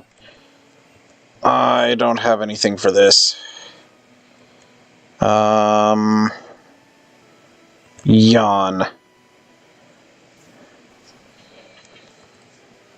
Poison powder. Okay.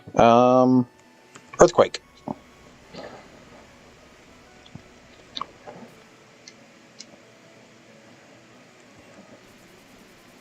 Psybeam. Alright. That's gonna hurt. Oh, never mind. Bye.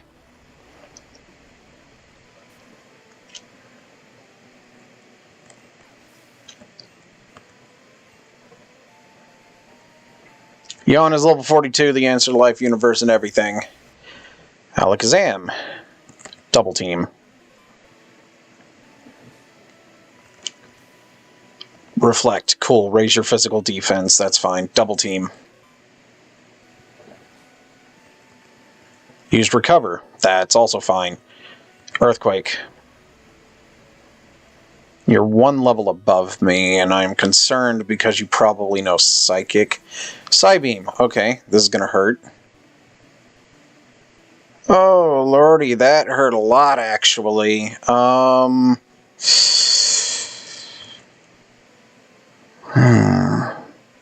Do I stay in and risk getting hit again, or do I swap and risk them getting hurt a lot?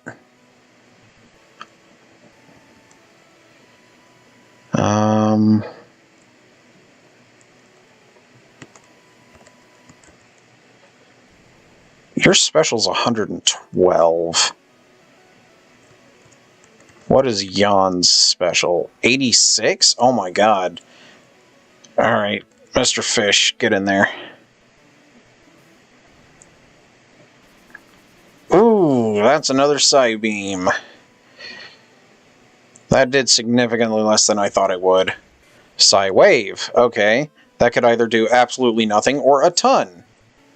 I see we're going with a ton. And he's faster than me. Oh, God. Oh, this is gonna hurt. Oh, God. Not even close, baby! That's still pretty close. Not even close.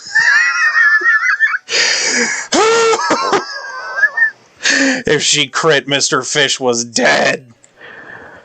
Oh my god. Oh. Oh. Psywave. Who can anybody even learn Psywave? Wait, why would I teach Psywave? Psywave is garbage. Sebastian, I'm disappointed in you. Okay, save. Oh, lordy. Okay, I'm out. How do I get out of this godforsaken place? You? Is it this one? It is not that one. Is it this one? Is it this one? I think this corner guy gives me the exit. There it is. Alright. Oh, lordy. That was a nail biter right there.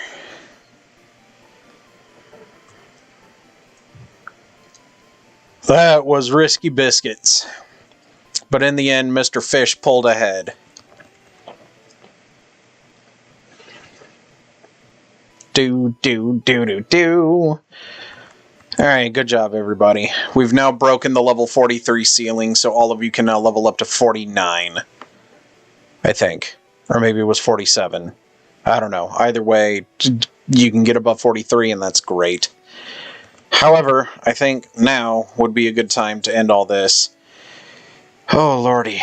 Alright. Y'all have a good night, and I will see you guys next time.